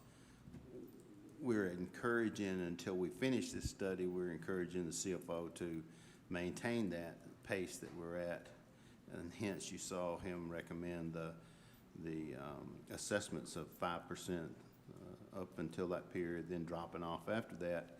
But we do need to get to a $9 million. That's what our goal right now is, to get to $9 million by 2026 in reserve accounts. And again, that's not with operating funds commingled with, though. That's just straight up reserves. So that's where we are. We recognize going in that this is going to be a multi-year goal, but we wanted to accomplish some things to get us to the point where we could make recommendations for this year's budget. Steve? And Bruce, Yeah. when you take a look at that 9 million, take a look at the reserve balance today, it's 3.8 million, so we got a ways to go to get the reserve funds where they need to be, and that 9 million will change based upon the final analysis of the work we're doing on reserve funding. Great. We've come a long way since we drained it for our projects back in 19, but as Steve just said, we've got a long ways to go to get to our goal of 9 million, so hopefully we keep track, we'll get there by 2026. We plan to. Thanks, Bruce. Okay, good summary. Okay, capital project funding request. The first one, you approved kind of in concept the addition of needed capital equipment to support the 2 board-approved additions to the architectural control staff. So the 2 additional staff people were approved, funding for those. The equipment to support them was approved in concept, but now we have details as to the cost of 2 trucks. So the request amount is for 2 used Ford F-150 trucks, a total of $55,337, funded from unrestricted operating cash. The Finance Advisory Committee did indeed approve this last Friday. And the higher ACC volume and additional duties required additional staff and the equipment to support them. These were bid out to 3 different bidders or vendors. There's a fairly significant difference between the top 2 bids and the 3rd bid, but notice the mileage on the Ted Russell Ford bid, those were practically brand new. 3,000 mile vehicles as opposed to 17 and 13,000 miles respectively on the low bid from Jackie Jones. Because this is greater than $50,000 and because it is unbudgeted, this does require board approval beyond just the general manager or CEO signature. So I'd request the board consider approving unbudgeted capital $55,337 with funding from unrestricted operating cash. Okay, I need a motion to approve unbudgeted capital of $55,337 from unrestricted operating cash for the purchase of 2 F-150 trucks to support board-approved additions to ACC codes enforcement. Motion made. Pat? Second. Marty? Discussion. Discussion. This is a two-step process, and for those that have been tuning in and listening, the two-step process was first to get a grip on this drainage and runoff issue that's going to face us in the future for all the rest of the lots we sell in Tellico Village. The first was the ACC and the group that's chaired by Steve get together and rewrite the Blue Book to the point that, and correct me if I'm wrong, that we're going to have a certified engineering group assess each lot, 100% of the lots, for a drainage and runoff plan, write the plan, and the plan must be adhered to prior to, during, and post-construction. That's correct. And it's got to be documented, it's got to be photographed, it will go in the file, and if those conditions have been met based on that drainage runoff certification, the letter of occupancy will be released. That's correct. Okay. We're building 170 houses right now in Tellico Village, and what's the ACC tomorrow, 21 more? 21. 21 more. We've got 2 inspectors. So listening to the community, we had a long discussion, probably over 3 or 4 sessions, about how are we going to get this done. We charged Clayton and Jeff to go out and come up with a plan, and they came up with a plan and need of 5 additional inspectors. We agreed to put 2 on this year unbudgeted, with the condition that the next 3 have to go through this current budget cycle. This is primarily for the runoff and drainage inspection that we need to do in this village, Loudoun County and Monroe, for the rest of the time we're here building houses. This is something that we've got to do. It's also for construction site management. Absolutely. And it is also for, and just being a board member and being a property owner, heads up, folks, if you're putting fences in and you're doing this stuff to your lawns and you're not getting a permit, 7 inspectors will find this. So you need to run down to Clayton and get a permit real quick, okay? Okay, other discussion. I just wanted Parker to repeat, you said at the beginning of this conversation that the 2 codes enforcement personnel have been hired, correct? No, I said they've been approved. They've been not approved. They've been approved. hired. So They're I'm in- just curious as to chicken and egg type thing. We need the trucks before we have the people. No. Is there a reason that? No, we approved the people last month. I understand. Well, yeah, but they're I'm not just hired asking yet. about- The recruiting is going on now. Clayton, what's the process? I am interviewing people at this time. Okay. And the reason why we wanted to go ahead and get this process with these trucks is we can go ahead and lock these trucks up, and we can come in to buy these trucks before they get sold. These are These used. trucks, and it's an amazing deal because these trucks, the reason we went with them is we know the service record, they're serviced by Jackie Jones, so that's why we were going with them. Okay. When do you assess that you will have the 2 individuals in place? I would like to within the next 2 weeks. Okay. That answer your question? Rick, Yeah. question. Yeah, Steve? The CarMax quotes of 56,796, are those new trucks? No, they were used. They were used. The copy of that quote that I had, it showed the price, it did not show the mileage. I apologize, I just couldn't get it, and by the time I asked that question, the listing was gone. Did we Okay. look- Bruce?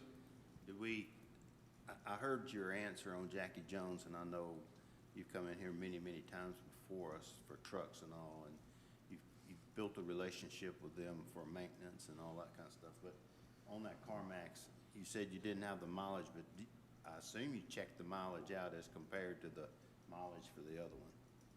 we did at the time. I just didn't have a copy of it to be able to update it. They were 19 and 20,000. Thank you. Okay, so they're kind of comparable. Other comments or discussion? Okay, all in favor? 7-0. Okay, thank you. Okay, next project is to install 5 motorized shades at Toqua Clubhouse patio to utilize outdoor dining more during COVID-19, and, you know, COVID-19 notwithstanding, it's more comfortable in the summertime to have that patio screened and shaded. These were not budgeted. The request is for $14,140 from unrestricted operating cash. Finance Advisory Committee did approve this purchase last Friday, or recommended its approval. Excessive sun prevents full utilization of that side of the Toqua Clubhouse patio, and motorized shades will allow for more diners and improved use of outdoor dining. The low bid and recommended bid is Shutters, Blinds, and Tint of Tennessee at $14,140. These are customized to fit the space. They are wider than most standard blind offerings that you might find online. They're custom made and are extra wide widths to be able to fit this space. So the request that I need to ask for board consideration is to approve unbudgeted capital of $14,140 for purchase of 5 motorized shades and funding from unrestricted operating cash. Okay, I need a motion to approve unbudgeted capital of $14,140 from unrestricted operating cash for the purchase and installation of 5 motorized shades at the Toqua Clubhouse patio. So moved. Marty moved. Is there a second? Pat seconded. Discussion. Hey, Parker, if I might add, that's not only shading the patio, but it's shading almost over a third of the restaurant. So it's coming through that glass on that side. So, and he can't utilize that area during that time of the day. Okay, thank you for that clarification. Okay. I got a question or a statement. Steve? This is justified on increasing the amount of use of the restaurant. So in effect, what this does is it drives up AWE's profits. We receive not a single dime for it. Our subsidy at the yacht club is up to $52,000 through July, which is already $42,000 above the budget. I would think that if AWE wants to increase sales and profitability, they ought to be the ones that put in and fund these shades. I have a comment. Pat? I don't know if you've been over there in the afternoon, but that sun coming in there is absolutely brutal. You'll find people sitting on the same side of the table, and whether this is by Chad Johnson, Andy Fox, utilize outdoor dining more during COVID-19, to me, it's a enhancement to your dining experience at the fabulous Toqua Sports Bar and Grill. It is brutal to sit in there on that side, that 90-degree section of that clubhouse in the afternoon and early evening. And I would hope that if you reduce that brutality of that sun coming in, more people would come over there. And I'm sure they will. But I don't think it's going to be there to increase or market more customers to come in. But I'm sure we're running a few off that time of day. I only have one issue with this. We're about to enter the budget season, and why are we bringing forward this at this time when we could discuss it as part of the budget? And you're about to hit daylight savings time. The sun angle is going to change to the north, and I'm agreeing with you. I would assume it's because of COVID more than anything, because if you don't have people sitting on that, I say we're bunching them up over there on the other side. Well, we have spread the tables out for We sure. can't bunch them up. We're not bunching them up. And- So, I mean, the No. question would be, is he turning away guests because they don't want to sit in the sun? But that would then lead back to Steve's point. of, that would be, seem to me to be an AWE responsibility. So we've already hit 3 different issues here. I kind of go along with, Yeah, me too. we need to look. What you're saying is you won't get these if you need them for 6 more months roughly. That's probably true. But again, you know, we've got 3 projects that came forward today, and all of them are unbudgeted. The first one is unbudgeted because the heads that it was supporting were unbudgeted, and we all agreed we were gonna do that. So you gotta give them the equipment to do the job. But the other 2 are unbudgeted and frankly unplanned. So again, we're gonna start budgeting for next year almost within, what, weeks? 2 weeks. And so my position is, why isn't this part of next year's budget? I would say based on need. Sometimes you have needs that are unbudgeted. I'd also like to maybe put the bug in Simon's ear and say that, of course, I guess he left, but it could be a Tomless Teleco project, because precedent was set in Kahiti when they wanted to add heaters and curtains to the Mountain View patio to make that outside space more usable, that they did that with private funding. So maybe that would be something that if there were people who wanted to make that space more usable on the patio and in the dining room, they might consider doing that as well, if those are the people who would, the groups who would be using that space. Beth had her hand up back there. I'm just gonna stand close to Parker. I think I'll talk loud. The problem is not just the patio. The problem is the sun that actually comes through the windows, and if you've been there, it's that whole side of the restaurant. This is beyond the patio. The shades that we have there, this time of year with the sun is ridiculous for hours. This is not a small window in daylight savings time, although will help a little bit. It's really not gonna fix anything. I mean, these are people complaining, eating in the restaurant, not just the patio. Okay. Do we have shades in the windows inside? They don't block out the sun, the amount of sun that comes through there. There's no trees or anything. It's just like, No, the word is you brutal. can't see. Yeah, it's a brutal experience to sit there in the evening with that sun go Terrible, down. even in the restaurant. But at the same time, I go along with Rick, you know, this is, we should be planning for this. We built the Toco Clubhouse and we, you know, put the pictures up and we went through that and we said, man, this sun is terrible, so we put blinds up. And then now it's even more, and I don't disagree with this, but I disagree with the lack of the planning, and we're about to hit the planning cycle. Yeah, and I certainly acknowledge what you're saying, Bruce, is, you know. All I remember is I sat here 2 years ago and we approved like a $200,000 study that didn't need to be done then. We approved it. Now we're looking at a measly 14,000. Come on, people. But you could say that about anything. Right. Well, I did say it well- about that. Okay, no, I mean, when you talk about a measly 14,000, you know, there are people who think we should spend 18,000 and put in a boat ramp. And so if you continue to do all of those things, they add up to a lot of money, Yeah. especially if they're unbudgeted. I and don't unplanned. object to the shades per se. I'm objecting to the fact that it's unbudgeted. And by the way, I do acknowledge what you said about COVID caused us to have to spread the tables. Right. You know, Well, in the past, boards have looked at offsets to different projects. Right. And so far, Toke was 92,000 better than budgeted expenses. So if you look at it that way, which has been a common practice, the offset is more than there. I don't think that we can just look at something on one perspective, and that is it in the budget or not? Because if you do, then that's what budgets are for. They're guides, they're not chiseled in concrete. Yeah, Bruce, I understand that, but for the They're a little last more than 2 a guide. months, we have had a lot of unbudgeted projects come forward to us. I understand. And we've basically approved them all. We have approved them all. And, you know, at some point, you gotta go, especially when you're about to enter the budget cycle, you gotta say, hey, stop. Yeah, I don't disagree with you, but budget cycle, it takes another 5 months Yeah. from now until you can apply that. Well, but see, remember I challenged Parker this morning to get it down to a month.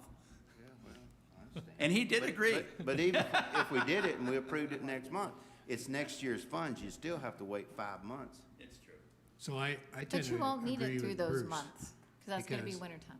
I tend to agree with Bruce because we have an asset right now that is underutilized are not as utilized as it could be because of this problem. And we could spend $14,000 and resolve it. Understand, yeah, we're coming into the colder months, but we're still gonna have sun. Sun's still gonna come in through that window. But when you look at underutilized facilities, we have that very nice covered pavilion right across the way there that is very, very underutilized. So I kind of have a hard time with throwing money after something else that's right next door when we don't use something that we already have. Well, but So if we can that's- serve meals there, then let's do that. Well, but when I was talking about this with some of the other board members before the meeting, they said a lot of the people who are trying to use that area are golfers who are coming in and, you know, tallying up their scores and you know, doing their bets. And I don't know. I guess it's, my problem is it's just we've been getting a lot of these unbudgeted, unplanned things, and we just So- have other facilities that are also underutilized. If there's no other comment, I'm going to call for a vote. So all in favor of approving the motion, raise your right hand. 1, 2, 3. Okay, all opposed? Motion fails 4 to 3. I'll remember this. What? I said I'll remember this. And, you know, Yikes, what does that mean? that means, Wait and That's see. called retribution. that means one day you're gonna be reminded of It's this. like, watch your back. It's a thinly veiled No, threat. it won't hurt. Yeah. It won't hurt, but he'll remind you of it. Remind you.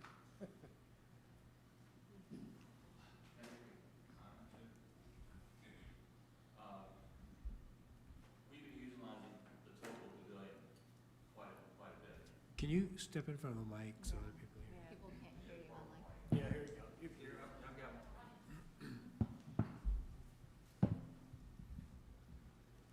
Okay, HOA's been using the pavilion quite a bit, and we would like to use it more. And especially with COVID continuing, and who knows what's going to happen this fall. But as the weather gets colder, we're concerned about having events there in the pavilion. Yeah.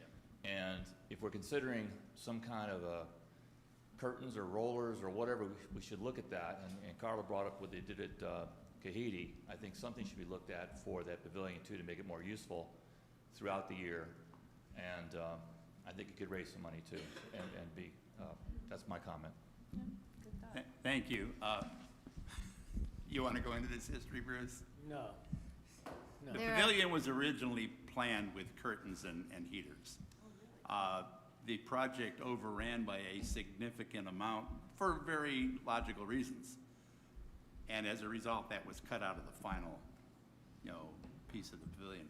The cost for the pavilion is to do what, and I'm trying to do this from memory, was certainly a magnitude above what it's going to cost, what the patio over at Kahidi is going to cost, because it's obviously a lot larger. So that's why there are no curtains there now. So, okay. We do have a couple of questions from our viewers online. Would you like for me to give those to you now? Yes, please. Harry Rucker says, how many people have left Toqua because of the sun? And I don't know if we know that There's no way. answer. I think that's a rhetorical question. And Karen Egan says AWE is charging groups additional fees to use outside and inside activities. So I think that's just related to the COVID sanitation procedures, but It is. that was her comment. Thank you. Moving right along. Okay. Moving on to. To our next unbudgeted. Consider some more unbudgeted capital.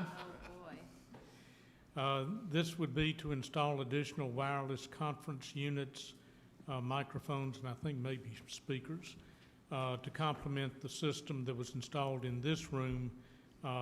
Purchase was done back in May. I think the installation was shortly after that.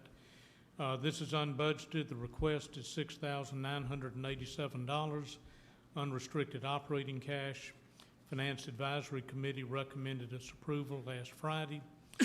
And this is to deal with the problem of feedback and sound coverage in this room during meetings just like this. The project was sole sourced to be compatible with the system installed in May. The supplier here is Broadway Sound. And so the request for board consideration is to approve unbudgeted capital request of $6,987 with funding from unrestricted operating cash. So I need a motion to approve unbudgeted capital of $6,987 from unrestricted operating cash for the single-sourced purchase of 2 additional wireless conference units for the Yacht Club Activity Center. Do I have a motion? Well, it fails for lack of a motion. Okay?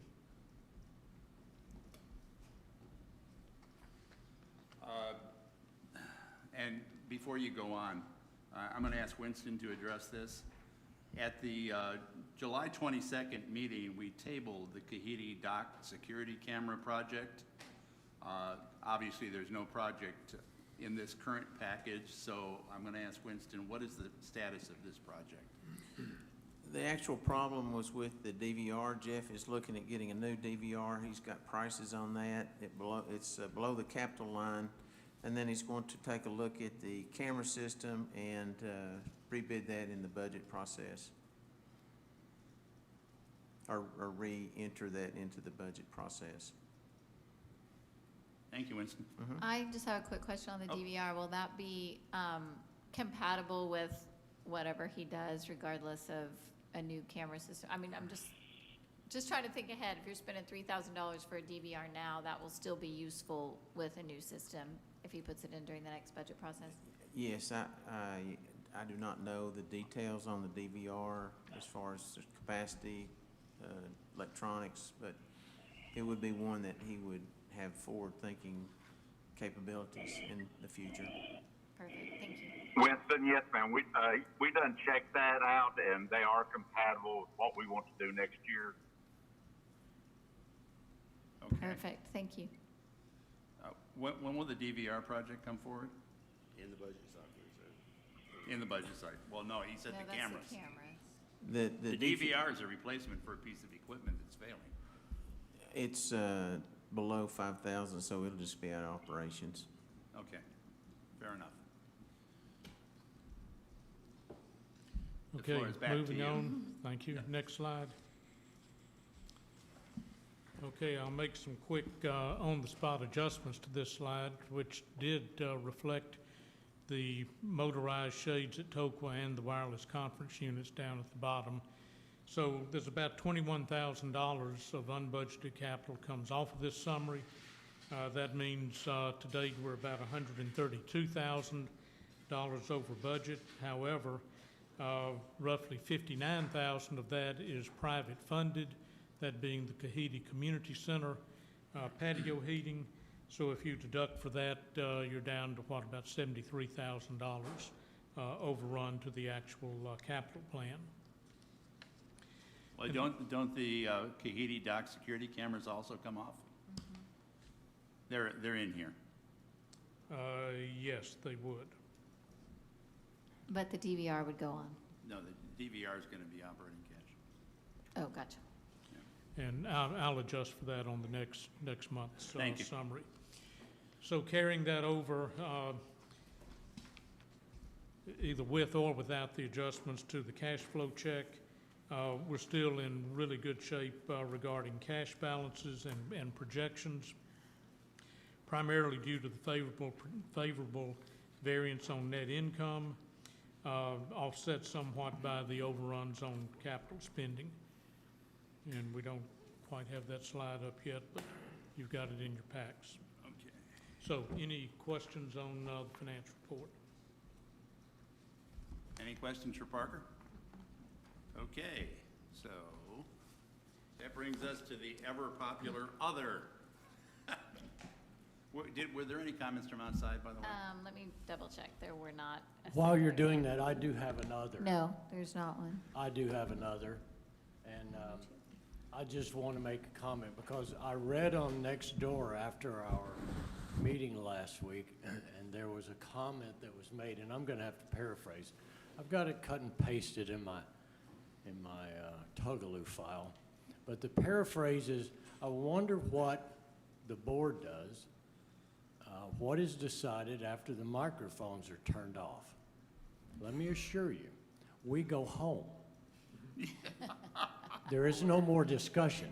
We've been here a long time, every day, and I've been now doing this for 3 years. Bruce has been doing it for 5. And the I've been whole doing it time, 3. he's been for 3. So the whole time that we've been here, this is recorded, and sometimes we don't shut up long enough, and you might hear, holy cow, I'm late, I gotta run. You might hear that. But this meeting is over with, folks, and you know, there's people all sitting back there, HOA and everybody else. Reach out and give them a call, see if what I'm telling you is true. We're ready to go home. Now you can talk your other so I can leave. Well, thank you for the erudite summation. I don't understand that one. I'm retired. Carly, you had another? I don't. I'll talk to Clayton about it afterwards. Okay, anybody else? With that, motion to adjourn? Done. Thank you. See you, bye.